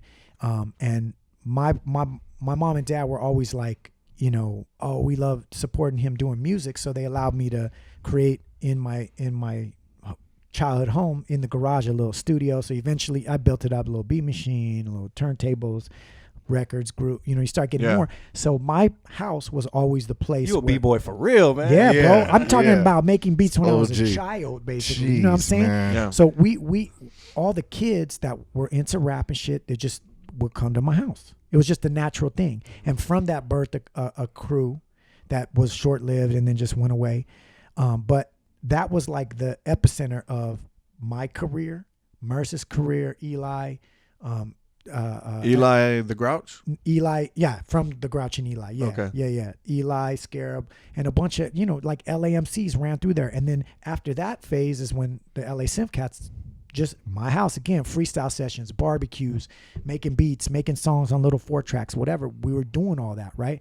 So when it came time for us to do the pod, you know, and I was like, yo, what's up, the pop shit, or, you know, whatever stupid names we were thinking of, or I was thinking of. And he said, no, I think we should call it Felipe's Garage. Man. He goes, Hard. because that's my See? father's name. My father passed away in 2000 at the end of 2004. And he said, it's the perfect. We can honor your pops And also, this is where it all started for both Dope, of us. huh? Wow. That's why I wanted him Wow. to tell that story. Yeah. No, I heard it. I heard So him. it's tell it. so meaningful. I was like, damn. And it didn't come from me. It came from Merce. And Merce says he'll tell you, like, you know, the father figures in my life growing up were not like the greatest. Like your dad was almost more of a dad. He says it in the verse that he wrote for us. You know, it's like he was like a father to me basically, and he was like that with everybody. Everyone called him Pops. So That's what's up, to be man. able to do that, and now even though he's not on the pod anymore, it's like he helped me build some and then just gave it to me as a gift. Mm-hmm. You know what I'm saying? Yeah. And then I That's deal fire. with these dudes, and so like That's what's up, man. it's become something that's, you know, I love it. It's amazing to That's have dope, that. man. Yeah. That's really dope. Well, we did it again, man. Man, Another better episode. than ever. Yes. Thank you guys Y'all again just for leveled checking us it up, out, man. Dope. Vice versa, man. Yeah. Big Yeah, time. yeah. We gonna have to read now. We out this thing. Yeah, man. All right, man. All right, man. Till next time. Yep. Take it easy, guys. Kush Later. Chemtrails. Peace. Kush and Chemtrails, the world's most dangerous podcast.